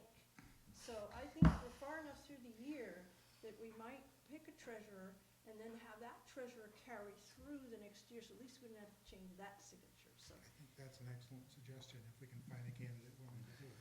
So, if, we don't have any bills pending at the moment, so there's no rush, but, basically, give it some thought. This has to be somebody who is, this has to be, either Brandon, Chris, or Dan. I'd be willing to take on the responsibility. Oh, yay, Dan. Thank you. So we can, put that on the agenda to appoint him at some meeting. Doesn't have to be the next one. I'll go into He that. as well. Yeah, Because that needs to be all written up just right so the bank is happy. Okay. One other thing. Sorry. The Valimar Bluff 4-house project, we received a letter today, copied on the letter, from the developer and to the project planner in response to the MCC comments at our July 26th meeting. The key point in the letter is that they plan to improve the protection of the site even further. This relates to the coastal prairie. And we have relocated the proposed home on Lot 1 eastward towards Valimar. In addition, we reduced the size of the homes and have also revised home roofs and reduced the mezzanine level size from earlier designs. Now that stuff will all come up at the design review meeting, September 14th. It's coming back to design review. And the story poles will be modified in advance of that meeting. Sounds like a lot of cooperation. Yeah. Anybody else have council activity? So future agendas on September 13th, which is 3 weeks gap, is the San Francisco Aircraft Noise Meeting. We're gonna have the Airport Noise Abatement Office. They have a presentation they go around and give to communities, and Supervisor Dave Pine will come. He represents the unincorporated areas on the roundtable. And then pending, still no date yet, is the Mid-Penn 71 unit affordable housing site. They're trying to schedule a pre-application public workshop, but I guess they haven't got their venue yet. They're trying to get it done September 12th, but we don't know for sure.